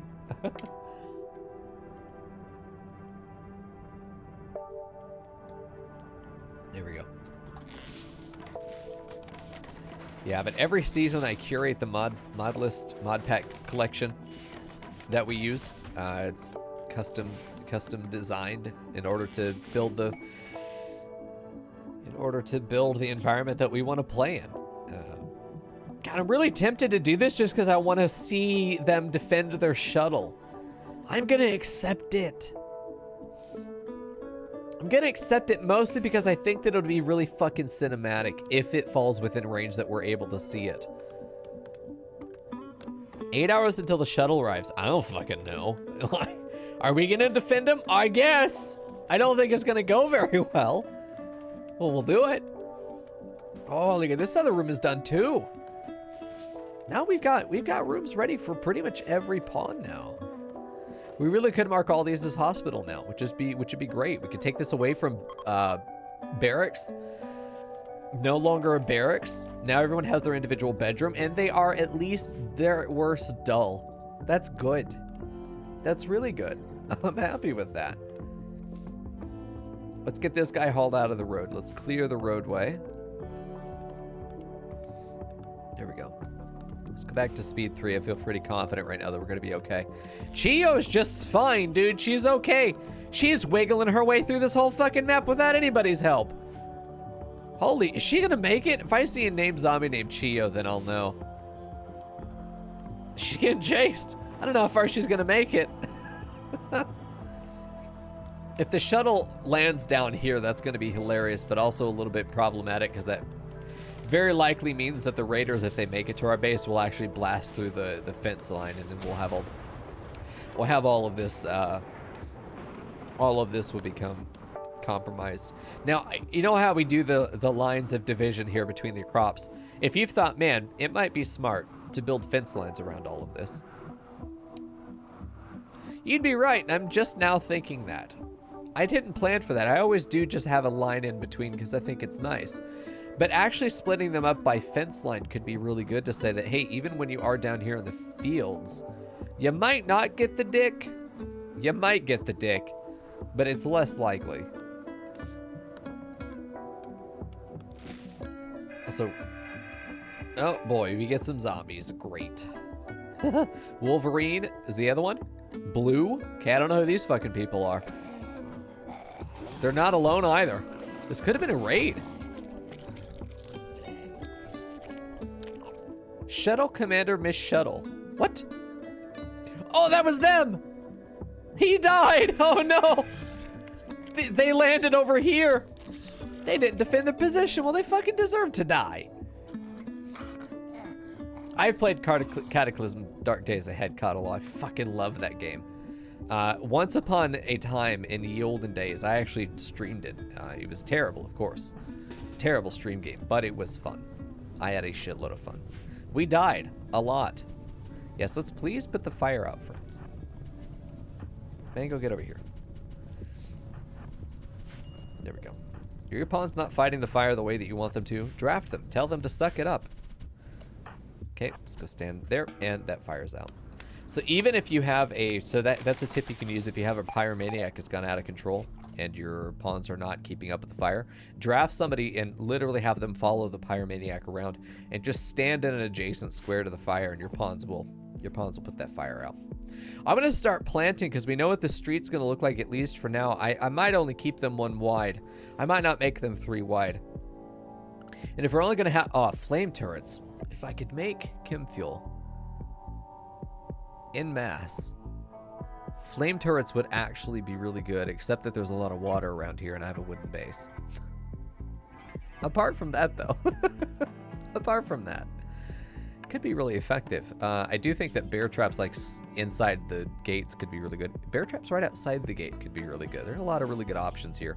We're going to do military turrets, though, because they're more expensive, but if I'm not mistaken, it shoots to... I need to look at it. It's been a while. 16 armor penetration, we don't care. 11 damage, 4 burst, 29 range at awful accuracy, as opposed to the mini turret, which is worse accuracy. Yeah, it just fires twice as many rounds. Searchlights are also good for increasing accuracy, and they're automatic. They would be good supports for turrets. I think we definitely want searchlights. If nothing else, just for the aesthetic. I mean, I am trying to build something that's going to look like a survivor town. You know, it was built for the purpose of housing survivors in the zombie apocalypse. That is definitely something I'm trying to go for here that I think would be very, very fun. We have a little bit of hypothermia going on in a couple of these rooms here that they've selected. Not brilliant. I do think with the amount of steel that we have and that we poured it in, we can go ahead and get some venting done between the rooms that are finished. So let's go ahead and do that. Vents are something that you can't really do as part of a blueprint because they attach to the wall. Hey, Griffin, good to see you, brother. So let's do that. We'll put a heater in the center room because we're hoping... Oh, we're out of components. We're really not, though. Space heater right by the door could be all right. Let's just do it in the corner there. Well, in the other rooms, we did it here. Let's just do that. Let's go ahead and have Mango-chan drop the components, and now it's time to put them to use. So we'll do 3 heaters. We'll keep this one as just a burning fire. I think that that's enough. I think it'll be okay. It'll be okay.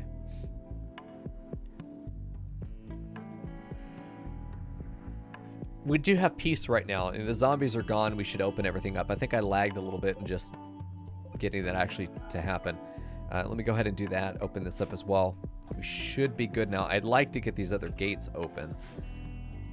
It'd be more comforting to me to know that we had other access points. Hypothermia, yeah, that's gonna happen. I do want to get this pillbox up. Actually, this little it's not really a pillbox, but this little bunker segment I think would be really nice to have. Adding in a little bit of wood there for the floor, and then we just hope that they do the wood cutting. That's really it. Colonist needs rescue. Is it that bad? It is. Okay, so we're gonna want to probably do a second campfire. That or we build a heater inside here to help with, because the heater is going to be something we can build. Mango, can you build that? Let's do that now. Pineapple is down. Serious hypothermia, but not that bad. Everyone else, Guava is down as well, but she's in here. It is only 42 degrees in here. It's not enough to keep her alive, but once we get this heater up, I think it should be enough to push it. Should be enough. Well, frostbite's going to keep happening in that room if you don't get him. Let's go ahead and... Why can't we rescue? Is it because he's in a bed? We can do his medical, not medical. It pops him out, and then you can rescue him. Weird. I think because he was already in bed when he became incapacitated, he actually stayed that way. Should be warm enough in here, 51 degrees. Let's assume that this can get built. Construction too low. Uh-oh. Does anybody... Oh, there you go. Okay, good. Guava can do it. Pineapple absolutely fucking determined to get himself killed. Let's forbid that. We don't need to go out there and get that stupid fucking medicine. We need to plant our own, actually, but we're going to have to wait until winter is over. Yeah, Pineapple dropped his weapon. God, it would be nice to have somebody who had another gun. We have only 80 watts extra, so we're going to need to build this as well. We need to get this other generator up. Really, we need to finish the research that gives us access to helixine gas, but we're just going to have to suffer this until we get to that point. But yeah, this is going to be something that needs to get built. We need to avoid hypothermia if we can, because being injured, it puts them in a lot of pain. It causes a lot of problems, and we're probably just going to have a place where we can go to cool off or to warm up. And for now, that's going to be in here. Get this power supply, get it fueled. Hopefully we'll be able to. It looks like we're building some of this other stuff. The last thing I'd want to do is go out to this fence line, but it is what it is. We still have 0 threat until the end of tomorrow. So we got 24 hours from now until things start getting spooky. We do have the power for this heater, so now it should help it get up to 70. I think it will very well. Could be good. Construction botched on that, but once we secure this, we're going to have full access to power supply without having to worry about our safety and going to get to it. We could also do a little bit of fishing, actually. Now that it's winter, it's going to be something that I know we want to do. I would love to even potentially have built walls here and try and keep this warm so that we could live in here, or maybe make a warmed fishing hut that goes over the water and has an open fishing hole in the bottom that we can actually use to just do some fishing in the bottom of our little hut there. I think that could be really cute, a little fishing hut. I want to do that.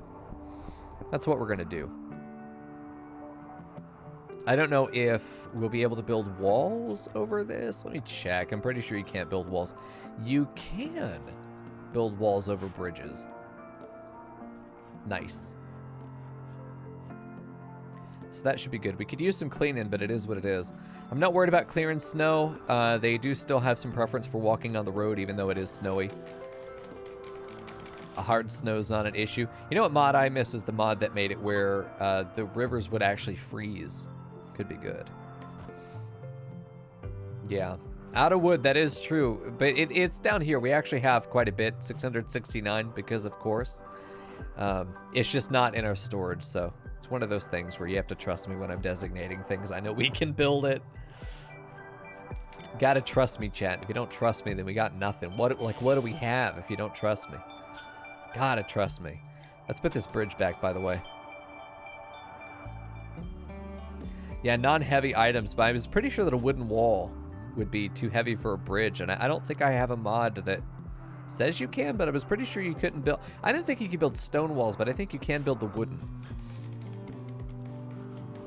I wasn't sure though. Construction botched, but the skill is improving. Bridges take forever to do. There we go. Still botching, but it'll get done eventually. We do have until the end of tonight to get this set up if we can. The bedrooms are done though. The bedrooms are very done, and that's nice.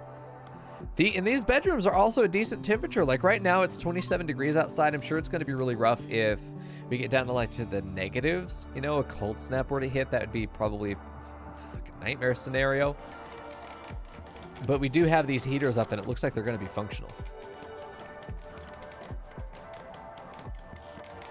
Interesting, Arcania, thank you. Yeah, there used to be I can't remember what it was called. I think it was Nature Was Beautiful.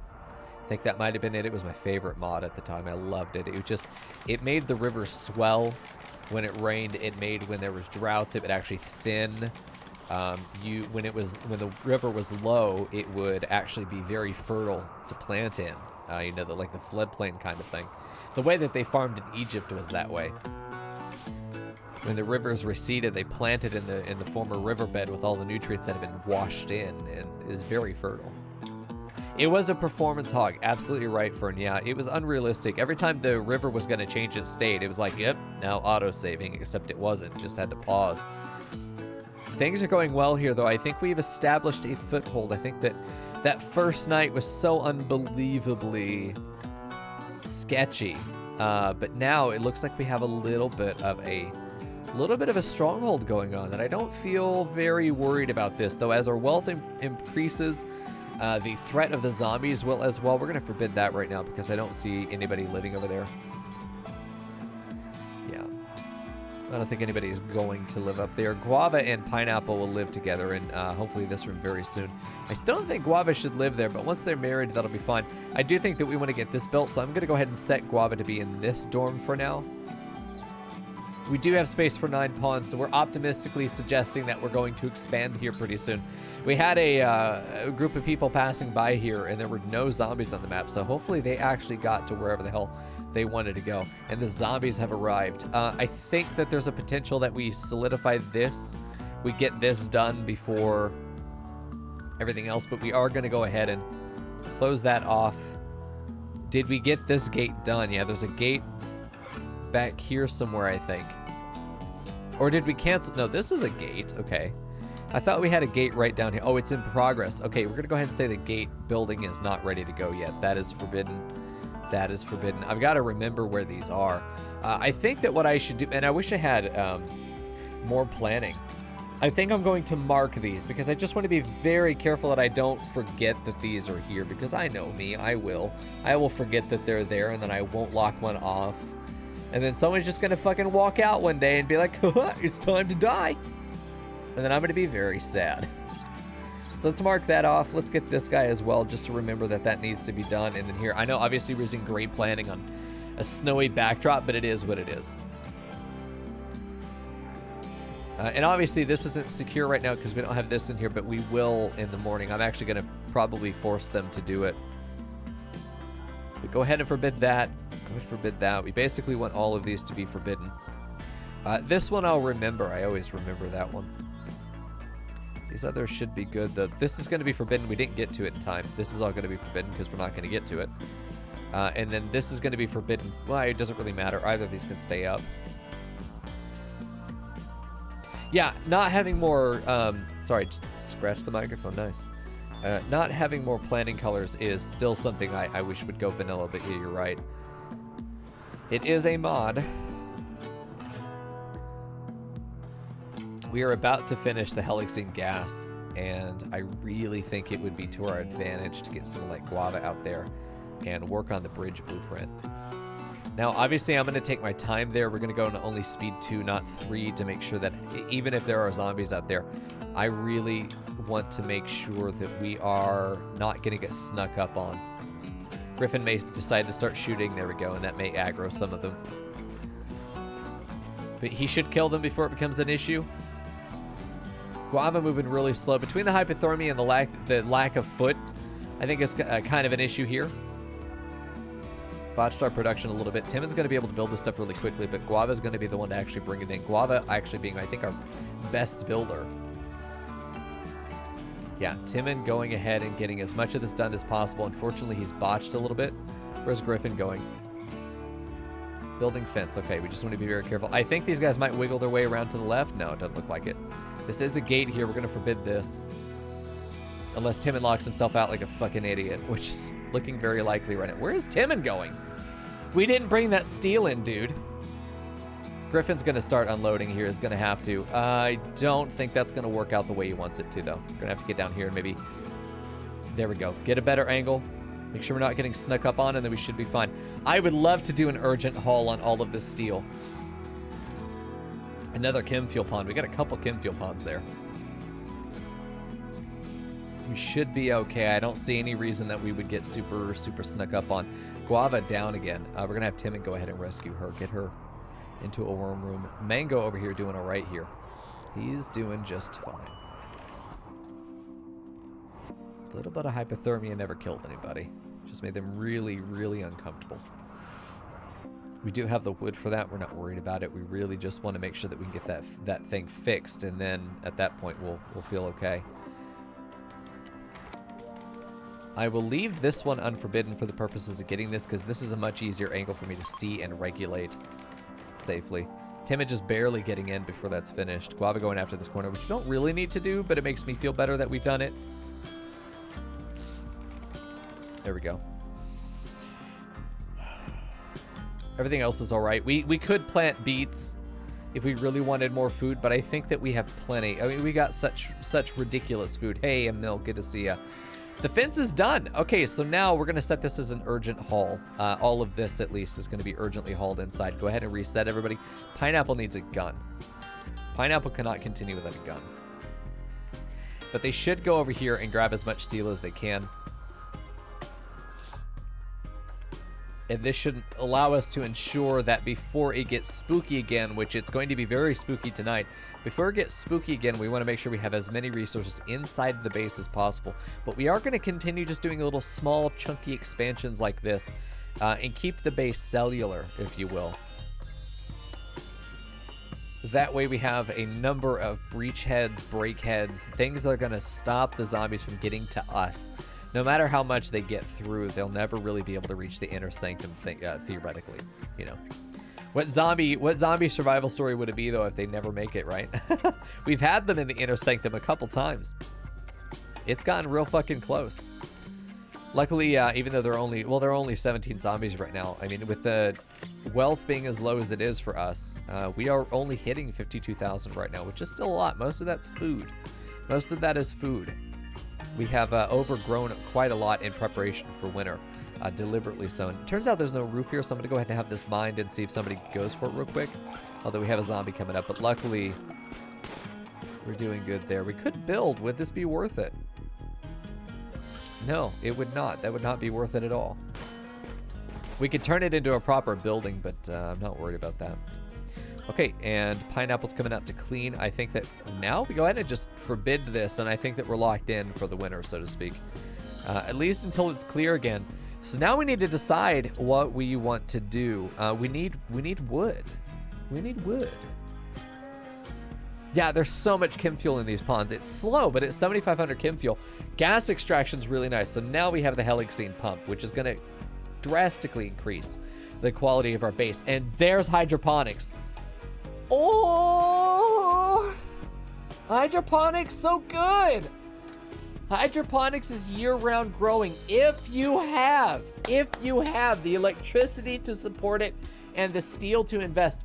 You don't need that many basins to get very effective food production.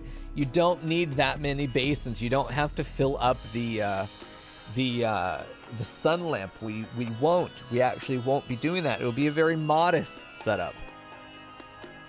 Yeah, decals. Zombies fucking alive inside. If we could do shit like that, that'd be cute. Lab, kitchen, armory. This is if you don't want the labels on floor mod and you want to do it yourself. You can also do decorative corners for like the edges of pathways is a really nice thing to do. Medical, mess, morgue, mortar. Oh, these are cute. I mean, all of these decals in here could be really good. Had to proofread a paper. You're back. Welcome back, Mr. Fleck. Did I pass, Frackle? Why would you ask questions you don't want the answer to? All right, we're going for hydroponics. Given that the winner is 30 out of 60, I gotta say it wasn't until mid-fall that we really saw temperatures that killed plants. I really don't think it's actually 30. I think it's more like a 45, maybe a 40. 40 to 45 days out of the year we can grow. There we go. So now that we have access to hydroponics, I would love to get geothermal because of how obviously convenient it's going to be. I think that a hydroponics setup down here, whatever hydroponics we're going to do could go there.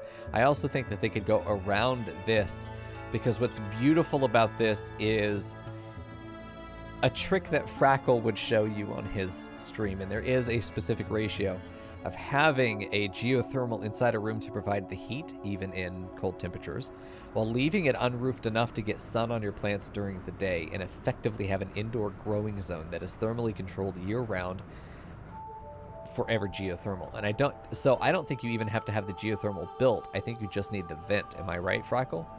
And could you remind me what the ratios are if you just happen to remember off the top of your head for like actual how much space will get heated generally and still be considered a room?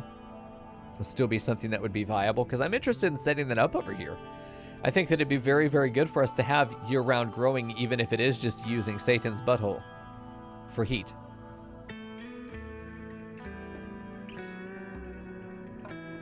But I'm feeling very secure here. It's one of those mod packs where if you're not paying attention, if you're not careful,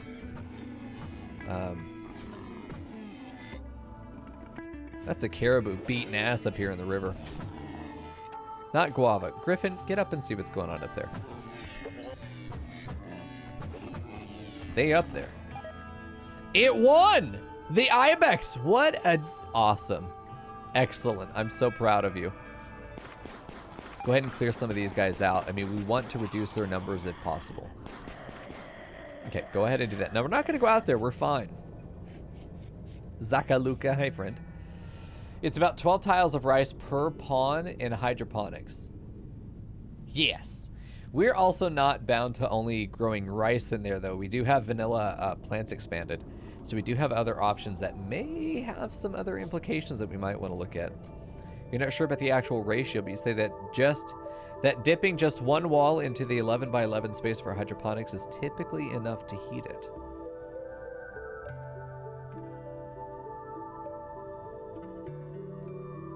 Like the entire 6-long wall. Interesting. Because my plan was to build hydroponics along the geothermal here, and then just wall the entire thing in. Because the geothermal vent itself, as a building, the geothermal generator will provide heat to any room it's attached to, but you can use it as a wall, so it's a heated wall. But if I use the steam geyser itself as the heat source Frackle, is that something that you had done as well? Or was this all based on the heat provided by the generator? I feel like I should move this stuff around, maybe make a proper hospital. Maybe in the middle. Maybe a hospital right there would be a good idea. I think a kitchen would be solid.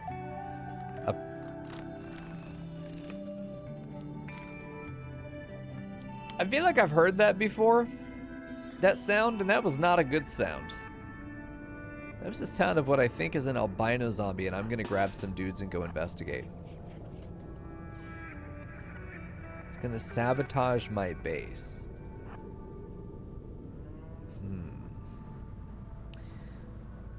I don't see an albino zombie. That's an odd sound.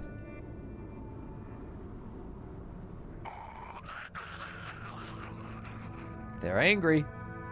You know what? I'm gonna let them go. Once I see a threat, I'll respond to the threat, but I don't know there. Yeah, it's tricky to get a stable growing temp. That's what I figured. It's something that if it was something we could just like quickly throw in there. Yeah. But if it's going to be more complex than that, then it's probably not worth dealing with, because we're about to get a fuckload of power from the Helixine pump. Please be! Woo, there we go. I'm so glad it's a 4x4. I was afraid that I had missized it and we were going to have to redo this whole thing. Oh, jeez. Okay, so what I want to do is a Helixine powered generator, which we can just fit them up here, just like 4 of them right there. That's 4,000 power provided for almost no cost. It is a lot of value there. We can do that, and then we just don't even have to take the gas away from here, though we will. We'll run gas down to the main base because a lot of our lights, we can make a freezer, which I don't think we need one, although we will in the summer because it will get above freezing. I think that one Helixine cooler could be very good. But the Helixine gas power generators are going to make it where, because we don't get to choose our research, we can't just rush geothermal, which I would have done. Yeah, if we can run a single AC unit in there, it should be stable. I think given that we have hydroponics on the way, we have access to the Helixine pump, we can get stable heating in that room without needing the geothermal. Though I do, because I do want to have the kitchen down here. If the geothermal right there, we might as well do the hydroponics nearby, which maybe that's what we'll go down here is just a hydroponics segment instead of this. But I like the idea of all of this becoming hydroponics as we push up against that geothermal and having it just like a row of them right here. We'll see. If the turrets run off the gas, are they immune to solar flares? No, solar flares will take every electronic device and just turn it off temporarily. I don't think that there's a gas-powered turret.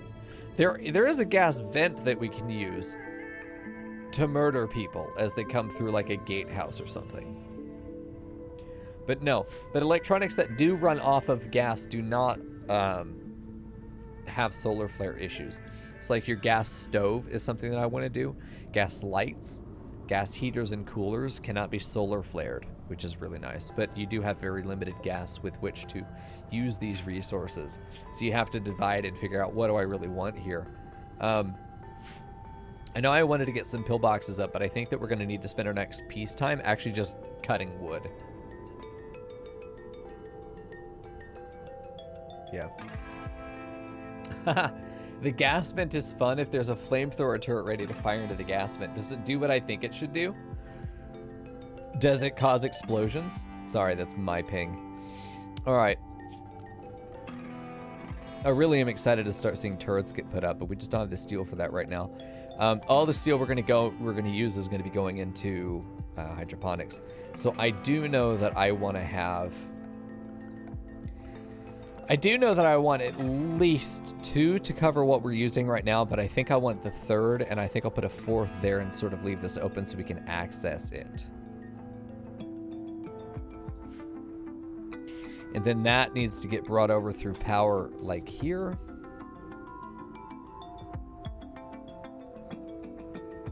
And go like that. I think that's a fair thing. Just bring that down across the bridge. This becomes vulnerable. If we can mine that out and run a line down through the south here. Just a line that goes like right there all the way down and then into the dorm. I think that'll be a good addition. We could probably get away with doing that right now if we were to bring it around like that, as opposed to so that we could leave that particular wall up. If we mine these 2 things out, still fence that up. That could be good. I like that idea.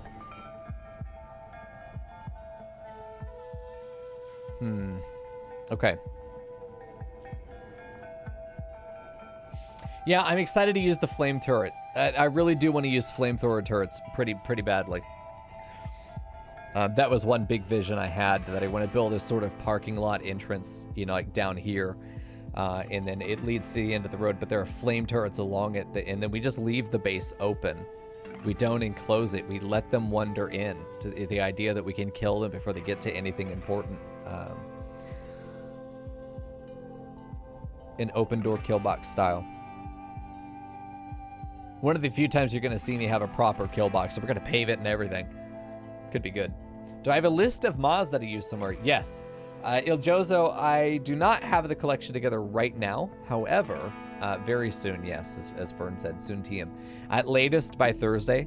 But if you were to do command mods and look at that document, look at the mod list for Season 2, and then add Zombieland. And that's pretty much what we're doing here, except I took a couple things out that were just, I didn't really want. But for the most part, yes. I still need to get rid of the Show Drafty's weapon, because I have another mod that does that, so it shows 2 weapons. They're not actually dual wielding, though that would be cool. We also have a play guide if you want to see all of the house rules we're using that make the game play the way that we have it here. Because it's not just a number of mods, it's a certain philosophy for how to play the game that really evokes the kind of story that we're going for, the atmosphere, the mood, all that stuff. And if you want to know how I'm doing that, we have the play guide there. Yeah, I'm not interested in infinite power. We're really trying to balance things in the sense that we do have these other features, other functionalities, but it's meant to make the game more dynamic, not just easier. We really want to avoid things that are just going to give us infinite power and stuff like that. It doesn't seem like it's interesting to me, because the struggle is part of the fun. The struggle is absolutely part of the fun. Let me put some other zones down just so we have some other places to put these chunky boys. Like here is a good spot, right up against that wall. This is a good spot to do if we have other chunks here at the bottom that we need to get rid of. That'd be nice too. Gotcha, El Jozo. Thanks, man. And if any of you have questions, feel free to ask. Be happy to answer. Love talking about Rims of Our Lives, man. Oh, shit. That is him. Hold on. Look at him. Fucking sketchy looking bitch.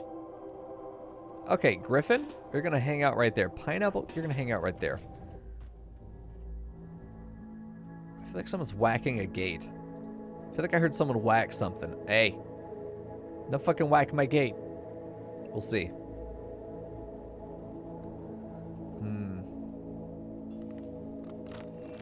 Yeah, I think he's just... There we go. Okay, he opened it.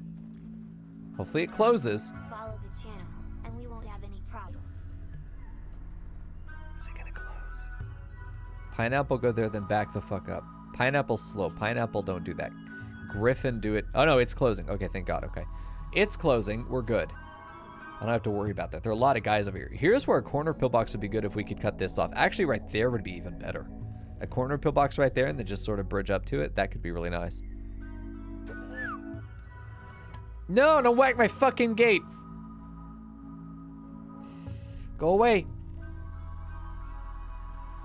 Oh, God. I see, if they're outside a gate, I can't contest it, because the only way to open that gate is let them destroy it, or you step into the gate position, and then they bite you right there. That's it. You're done. So this is really sort of a Mexican standoff in the sense that there's no way to deal with that shit right now.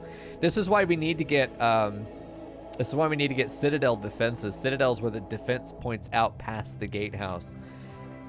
So we, you know, these are our entrances, but I have defenses back here that can see it, so I can get out there and shoot something outside the gate safely. Yeah, an ammo mod would work well with zombies, I think. It's just that in the past, whenever I've had those supply things, you know, supply mods that add chains, supply chains to the game, it can make the game more tedious. My fear was, because the zombies are so threatening and so numerous, having an ammo mod to a point where the only way to deal with them is melee, where they die on infection and they're almost... They die if they get into melee with a zombie.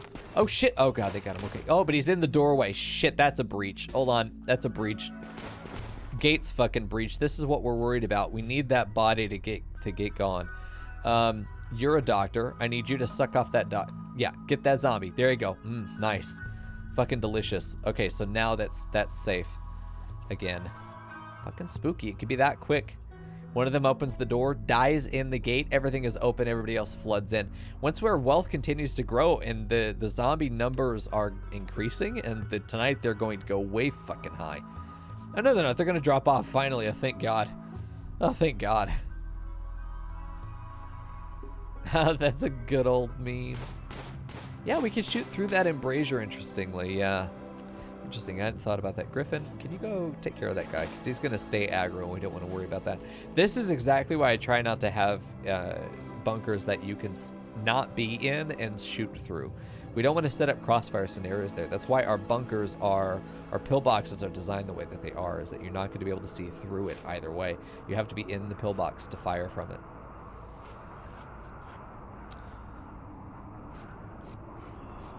We can't, and we're going to have to go in like Zerg woodcut because I don't want to run out of wood. Although with these guys being set up, they are 1,000 power each. Right now they're not connected to anything. God, would it be wise for me to go ahead and just do that? It's 5 extra steel to make sure that they're all independently connected. Let's just do that. Except this guy's not independently connected. He will still always need one of the 2 of these to be connected. That's fine. That's fine. Everyone's sleeping? I mean, we're doing all right. We're doing all right. I feel like getting them their individual bedrooms is keeping their moods stable, but until we get an artist or we're able to do something to get the rooms to be a little bit more beautiful, I think we're going to have trouble. I think, yeah, the zombies are dying. We're down to 0 threat. That's going to be just for the day. Just for the day, that's all. Okay, he's down. That is what that sound is, by the way, is them actually dying. All right, so let's unforbid these doors. Let's let them out of these gates. Let's just open the main ones, these 3. Maybe one over here on the left. No, not on the left. And let's go give them a big cut job. We want to avoid chopping the trees that are inside the base if possible. Let's give them a big chop job out here. Let's also give them these trees. This would be really nice. They're not going to cut all this by the time the day is over. However, they will cut some of it, and that's important to me. Griffin going out here to get the last of the steel. No surprise roof, thank God. Still hard snow would be very nice for us to get cotton soon. It's something I'm really thinking I want to hydroponic some cotton. There we go. The relic of hominid holyism. Oh, the idol. Oh, the idol. Thinking about it. Not right now, though. We'll probably want to get the idol, but...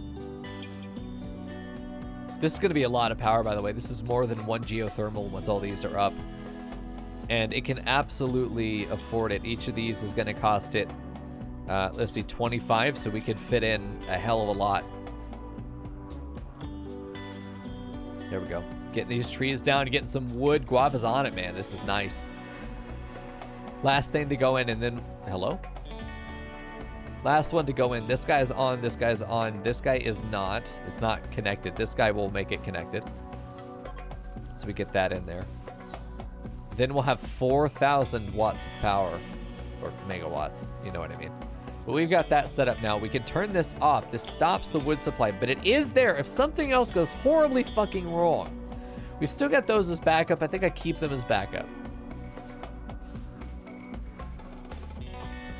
Yeah, I mean, I feel like we're in a good spot right here. Now's the time for us to at least start planning what we want to do for these bunker positions. I think one up here could be very strong. I think a corner right here could be good, but I'm really interested in getting some more defenses over here on the right, maybe here on the bottom side. This one right here seems like it'd be most effective just because there's a lot of stuff that hangs out over in this area that seems really threatening. This one could be good because it can help protect the door. Yeah. I'm not sure yet. I think one over here could be effective too. This is the big thing I would love to get fixed, is these guys. Is these, actually. So let's hope our builders will go for that. Oh shit, traders! And they made it into the base! And a royal tribute collector right behind him. Wow, okay. These guys waited until the zombies cleared out. Very smart of them. I haven't even taken a look. Who has our social skill? 9?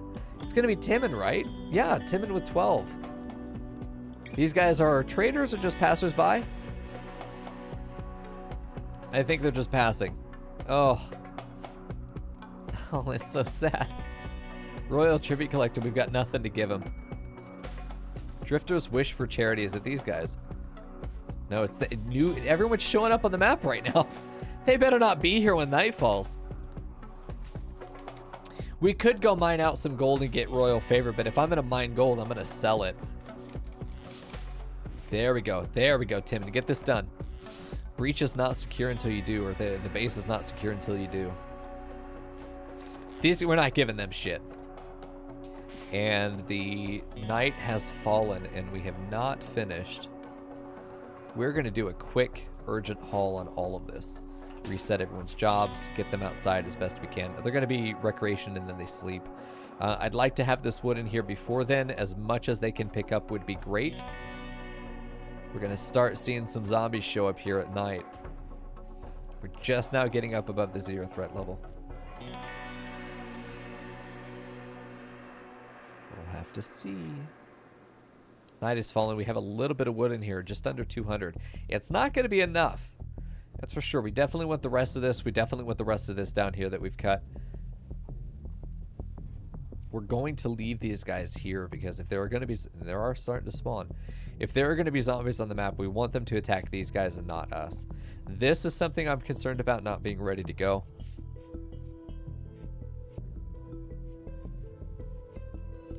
But we have the wood to do it. Hopefully they do it quickly. There is a possibility that one of these guys lets zombies in, but I also don't see that necessarily. Looks like they are defending us. There are only 4 zombies on the map, so I still feel safe enough to be able to walk around out here. Here we go.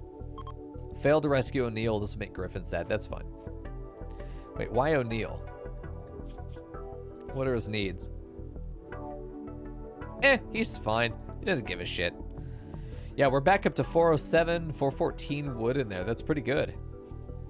I mean, we could get more, and we definitely want to. I mean, I'm only seeing 4 zombies, and they won't be any more on the map until nightfall. There's one of them right there. The fucker's gonna die here real soon, I'm sure. I feel fairly safe to keep these guys going outside for now. I don't feel like I need to lock it down. I feel like the non-combatants probably should stay inside. You know, or maybe set them to flee instead of fight. They're by default set to aggro, of course. There we go. Hey, Ancient Engineer, good to see you, man. There is some medicine here too, which I'm really tempted to grab. See, look at, what are you doing, Timon? Stop it. We don't want to keep animal corpses. We do not care about animal corpses. It just doesn't bother us. Keeping animal corpses in these spots is just a waste of time. So stop, Timon. There we go. Why not make zombies OP and make 100s? I did. That there are only 4 on the map is only because our threat level is specifically what it is. Once we get up to 11 days from now, it's going to be heavy. And it will get harder as time goes on, absolutely. It scales with wealth. If you saw episode 1, if you were here the other day, Ancient Engineer, you would not be asking why make them OP. All right, basic electronics would be great for mood. Be very good for mood. Obviously, sterile materials makes a lot of sense for us to make a hospital with and try and make a laboratory in which to research, and we do want to make a nice research laboratory for ourselves and a drug lab as the core of our operation here.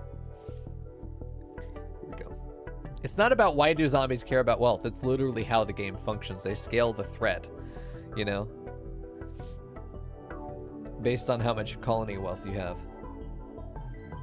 Yeah, you and Fern are all about the decals, man. I don't know about that though. I think the basic electronics is so nice. The radios, the computers, the TVs. These things are going to help with mood and recreation in ways that are going to be very important for our pawns that are all cooped up. Super cooped up. But consider decals? You wouldn't be able to see the decals in most cases here. We just don't have a lot of floor space. It's all going to get snowed over.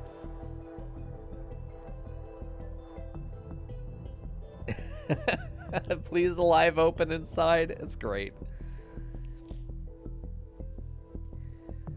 Oh man, I'm between sterile materials and basic electronics. I think basic electronics is gonna cost us more materials than we have to really utilize. I'd put a radio in the main room by the table. I think our moods are okay. I think we have a TV. I'd want to put a tube TV in everyone's bedroom, but that's more for decoration than anything else. Yeah, an arcade machine could actually be good. That's really good recreation because it is specific to electronic play. There's a different type of recreation. It's 130 recreation power as well. It's the most valuable recreation item we have.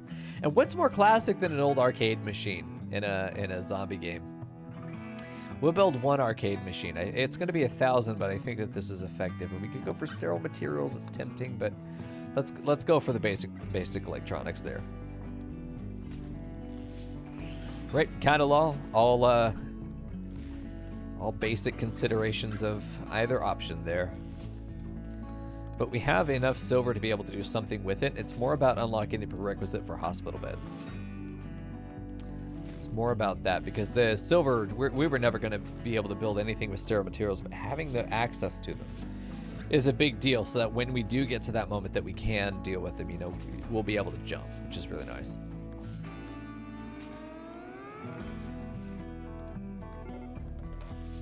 We've got raiders and only 3 zombies, so this looks like something we're going to have to deal with. They've announced the presence, thank God.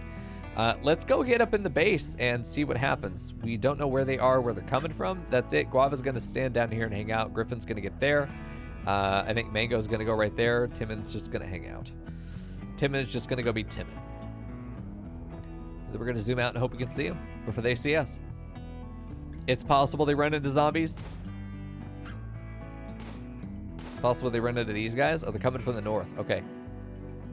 And they look like they have knives, so I'm not that worried right now, personally. Just one knife. They're probably run into a zombie there. There are 5 on the map, so we'll see. We just shot her straight up. Very nice. She's going to want to go left and probably go through this and vandalize all this stuff, but we do have the barricades set up to be able to shoot at her if she tries to. There we go. She's walking back. I think they might be going after a zombie. It's cold as balls in that bunker. We're not staying there. Guava can get out of here. What we do want to do is, I think the threat level is going to drop, so I don't think we need to close the borders there, so to speak. I think we'll be fine. Hey, kitty. How you doing, dude? It's like 70 degrees in here. It's looking pretty good. It's only 17 degrees outside. They're going to have to really figure out what they want to do pretty quick here. We can stay happy and healthy. Guava is hypothermic, I'm pretty sure. She just needs to get inside. Let's draft her and bring her in before she collapses. You know, I'm almost glad that we didn't get 5 people with guns because I think it's making everything a lot more tense because there have been a couple moments where it's like, we only have 1 person with a gun right now. And it came down to that 1 person with a gun killing a tank all on his own. I mean, I think that's pretty cool. 4 zombies means that they are indeed fighting one. It looks like they won. They're probably coming after us now. Mango, go ahead and just check. Just go see what's going on up here. Do not see them. I have no idea what's going on out there. I really don't like this building. That's a lot of vision that we lose. Just waking up, kitty. Nice.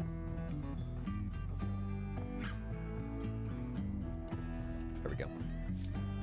She's going to go back to her room, but it should be warm. I really should have just let her go there. She's not going to get to bed until who knows when. Also, where the hell are the raiders? I'm going to go speed 3. I don't sense any real threat on the map right now. Except they're starting a fire. Oh shit, not my fence. Okay, well, we have to come and respond to this. They're vandalizing, which is really bad. Guava, stay where you are. Is it just lightning? I was gonna say, it feels weird that they're lighting that fire there. That doesn't seem like a target that they would want to have. Spooky vandal fires, also known as arsons. There we go. We're fine.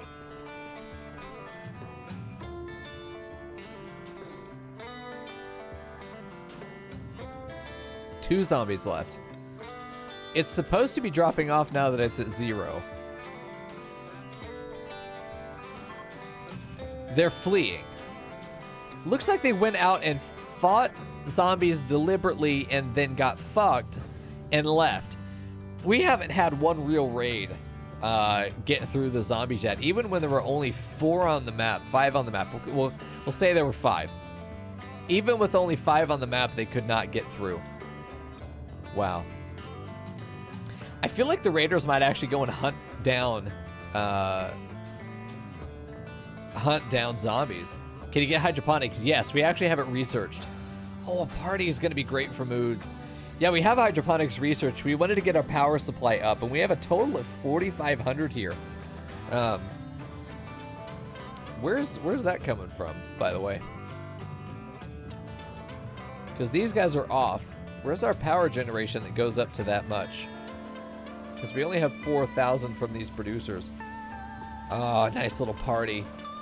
Yeah, hydroponics are going to come in here very soon. We want to put them down here because we're going to build a kitchen right here.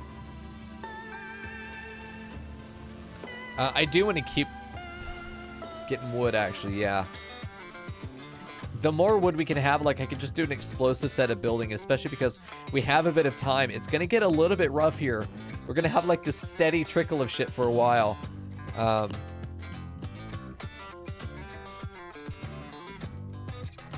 wonder if we need to go and get bunker positions set up now. I'm very tempted to say yes. What's the big thing under those generators? This is a Helixine gas pump from Vanilla Power Expanded. What area feels really, really vulnerable right now? Or prone to zombies? This area does. Feels like it collects them. I would love to have cameras. Starting to get cameras would make me feel a lot more comfortable, but just being able to see the edges of the base.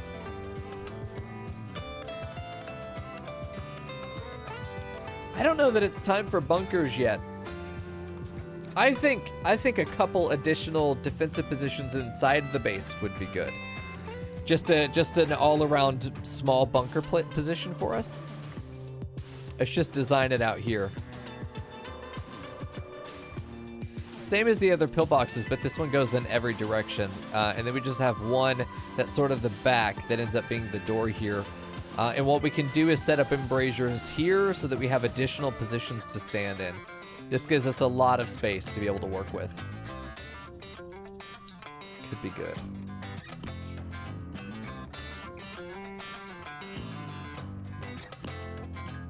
Yeah, feels solid. We can just go ahead and blueprint this. And this is going to be pillbox. Pillbox Omni. That'll be good. And then we can just sort of cancel this and put the one pillbox out where we want it.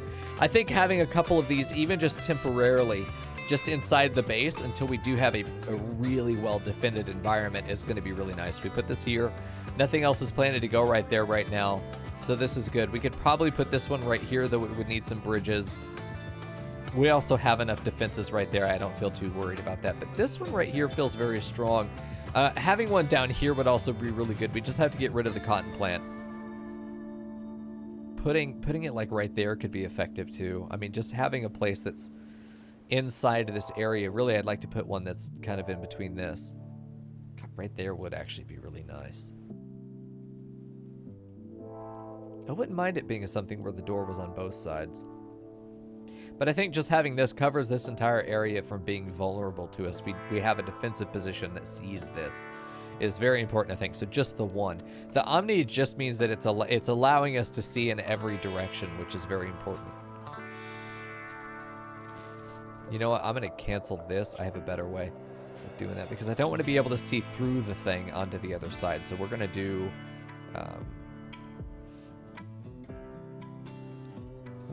it's a little bit more expensive on materials, but we're going to do this.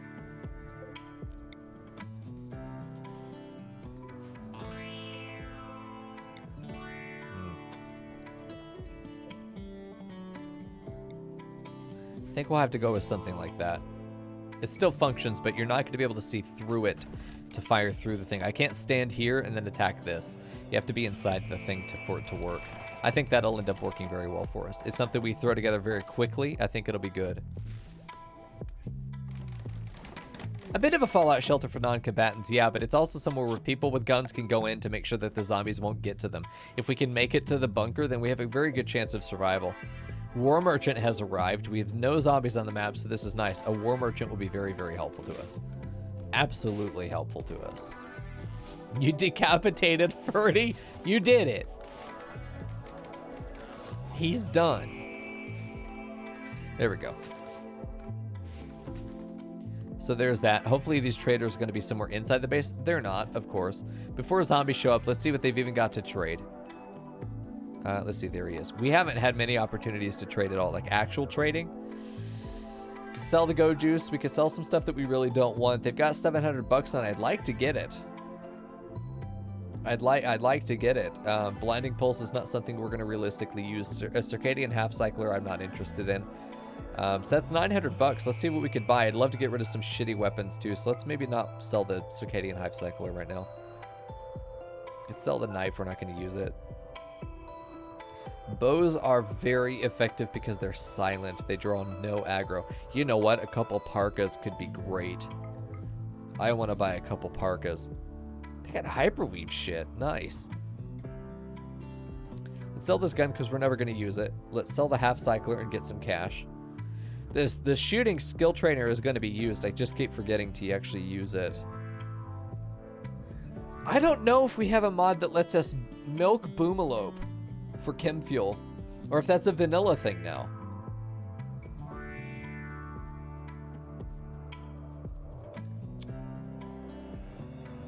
Yep, you milk them for 11 chem fuel every day. Wow. You're telling me I could turn rice into chem fuel. Pretty sure that's vanilla too. Modded was Boom Rats, gotcha. It's really tempting, actually. A single one, you know? Keep it in a pen, give it a barn.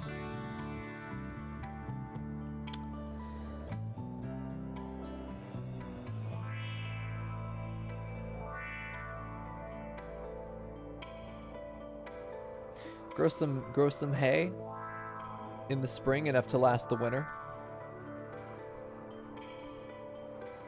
Then we have a source of chem fuel that helps our flame turrets. There we go.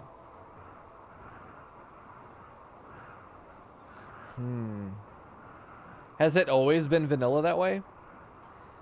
I never bothered keeping animals because they were mostly a pain in the ass. I didn't think you could milk Boomalope for that. What do you mean, how do you not know that? Suck my dick! Ah, man. Because I could have sworn it was something that was added in later, like there was a mod for it, and then it became vanilla. I mean, so many mods, there's so many years of playing the game, it all just fucking bleeds together, and what was modded, what was vanilla, what does the game do and not do anymore.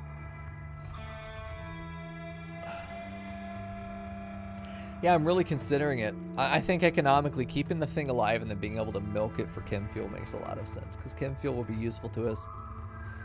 It's easier than refining it. I think it's cheaper than refining it too. Every day 11 is not that much, but if we were able to get more. We do also have a wooden base. It's maybe not good to give him. Boomalope. I think this is planting an idea for me though. I think they would want to keep the Boomalope because the source of chem fuel is going to be great. Yeah, it's also vanilla to see if it's a mod. How do you not know that? Doesn't feel good, does it? Yeah. No, you're right, but probably to add that specific stat. Usually in the bottom here they have it. I don't like pure vanilla. I would miss all my mods so much. I would just miss it. I'm not going to buy this one, but if I had a breeding pair, yeah, I'd do it. I need to tame a breeding pair. I don't think that RimWorld is enjoyable in its pure vanilla state. I just don't. There's so many quality of life flaws with it that just need to be fixed, but probably won't be for a very long time, if at all, you know? There we go. I think this is the deal. I'm happy with that. I know I spent 10 years on, spent 10 years on trade deals, but they're some of the most important decisions you can make. What you do and do not buy at the shops can. Did y'all see that? Did you see that? Tell me I'm not the only one who saw that. Oh shit! Oh shit! Why is there? Oh, okay, it's friendly. I wondered why there was a wild fucking cougar just walking through the base. That's a moment you put in your diary. Dear diary, today I saw a cougar in the living room. Jesus, if you were gonna get mauled by a cougar, this would be the place for it to happen. There we go. Yeah, I'd feel the same way, Ancient Engineer. Yeah, about Don't Starve specifically. Is a game that the entire game is about the tedium of survival day in and day out. I mean, there definitely gets to a point in that game where I'm like, I just don't want to live anymore, you know? In the game. It's just like the act of surviving takes so much effort. It just feels like labor. It just feels like labor. I get enough of that in the day. Do not need a video game to do that for me.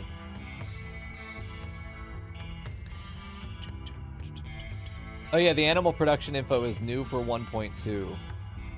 Yeah, and I stopped playing at 1.2. So I've got about 6.9 thousand hours, guys. 90% of the time, I'm not gonna need your help.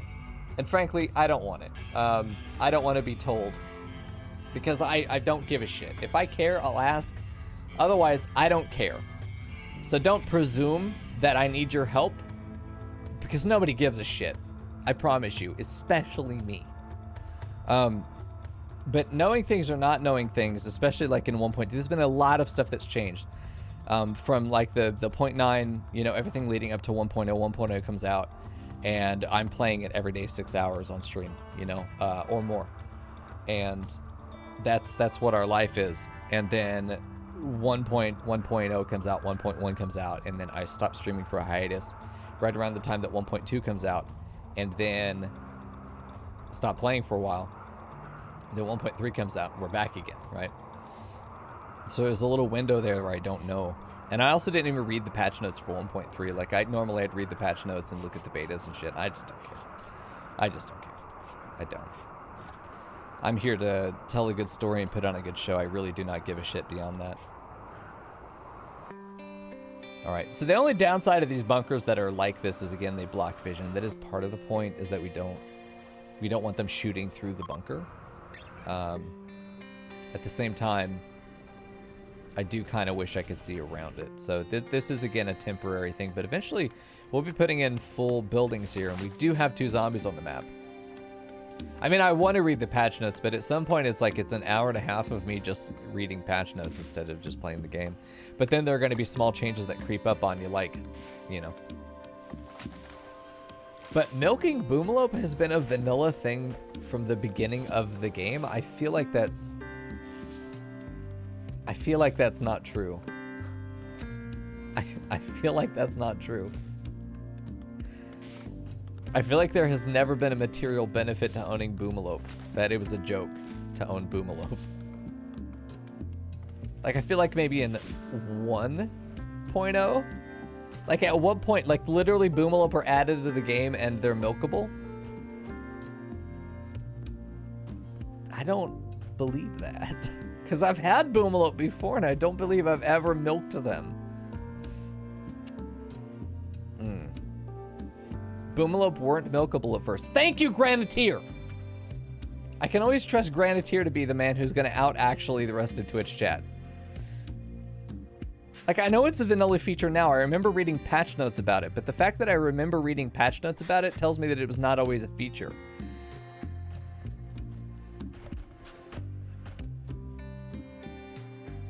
Yeah. Yeah, drop potting Boomalopes on enemies was not a meme. That was a legitimate strategy. And it was one that I believe we used in one of the hot potatoes. Ooh, we need to get inside. It's time to get inside.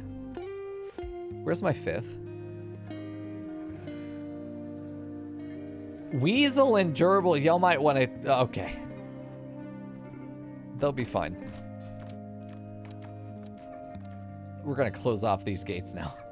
I close those off. Those don't exist anymore. All right, that'll be good. All y'all in chat telling me that Boomalopes are always milkable. You're either bad trolls or you don't know what the fuck you're talking about. I'm not sure which one it is. Oh god, pineapple's down outside the gate. How did I not notice pineapple? Mango, go grab pineapple. You need to get the hell out of there too.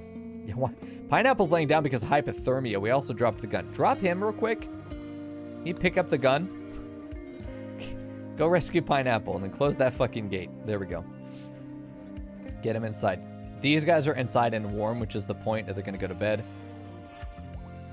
All the animals are going to get their asses eaten. There we go. It's rough. It's rough. Yeah, it is currently -degrees outside. It's just hovering around the 60s inside the bedrooms. We've got just the same amount of power about in here. So these are holding, they're just not very comfortable. Yeah. Yeah, we could do a safe zone if we really wanted to. It'd be less tedious than doing the gates. I do think though that it's only going to be an issue until we get turrets. And then we can control most of this stuff. I really think that the only people that would need to be restricted would even be the non-combatants.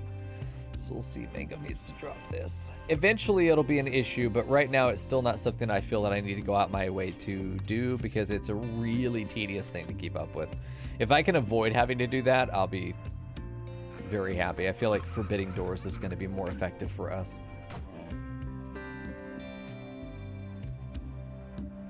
Please don't. Royal Ascent is probably not what we're worried about right now. Yep. And Timon just, yeah, let's just lay outside, sure. It is nice that we have this up, though. This feels like we have a lot more option for getting to see and shoot things. There we go. It is the 2nd of winter. And this is going to keep getting rough for a while. But we have made it to the winter, and I don't see any reason that we're going to starve to death. I don't see any reason that we're going to run out of power. I don't see any reason that we're going to freeze to death. The biggest threats are freezing and starving to death in a cold map winter. But I think we're going to hold that off pretty well. At this point, it's just waiting for spring and dodging the zombies. Slowly expanding and morphing our base out, finding a place to lay down a quarry, getting some people that can mine. I can't believe that we have... I can't believe that we don't have more pawns by now. Although then again, every raid has been destroyed before they even got to our base. So we have it set up right now where zombies are allowed to destroy doors when they're agitated. I think I might change it to where they're allowed to destroy any structure or attack any structure when they're agitated. But if they're not agitated, they don't attack things. So that's how we have that set up, Il Jozo. But I also had it set up to where they only attack doors and only when they're agitated. If we allowed them to attack anything all the time, we would have to give ourselves like a 40 to 60 day head start to get up turrets, to get up some kind of permanent defense perimeter that's self-maintaining. I think that'd be the only realistic way for us to do that. And I do like the idea that when we enrage them, they'll attack everything, not just doors. I do like that idea. They would start trying to attack the wooden embrasures. These positions could be made untenable. We may have to fall back from that point. We'd have to build layers of defense, which I think could be very interesting. I'm sure that this won't be the only zombie apocalypse theme that we do. We're going to use this one as our first zombie campaign. And if we notice things like that, that we're like, oh man, you know, we really should have changed that mechanic. Well, we'll have the play experience, right? To be able to look back at this and say, yeah, let's make that change next time. For right now, though, those are the rules that I found in the past play to be very effective. It means that I'm not constantly having to check the perimeter, or I'm not having to constantly go around and see stuff that's unbuilt or rebuilt or in the process of getting rebuilt.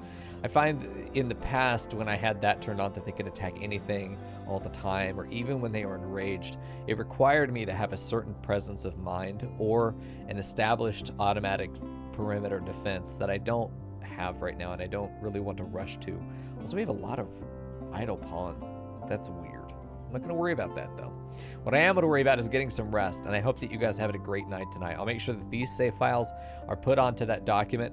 I am going to put the collection together right here after the end of stream, so you'll have access to the mod pack, the same save file, so you not only get the mod load order, but you can actually start this exact set of pawns on this exact map with the exact same starting conditions that I have here, and see how your story may play out a little bit differently with your decisions versus mine.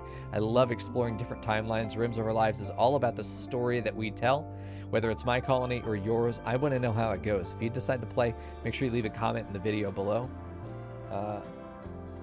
Or you can, or tell us in the Discord.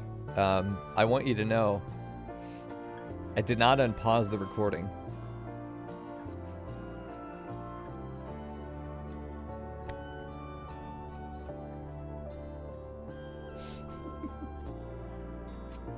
I just realized 2 hours later, I did not unpause the recording.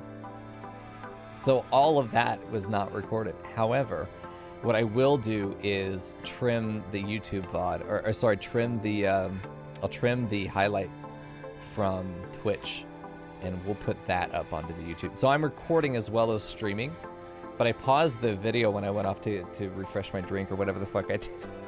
I did. Ah! In either case, we'll be able to salvage this, but you'll have to get the transcoded VOD, so that's why the quality will be lower. Damn, dude, that's unfortunate. But anyway, we can salvage that. We just have to upload it as a highlight. That'll be fun. All right.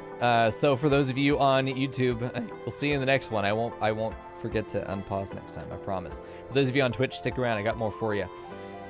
Oh, what an episode! What a season! I'm having a great time. Thanks everyone for hanging out. I'll see you in episode 3.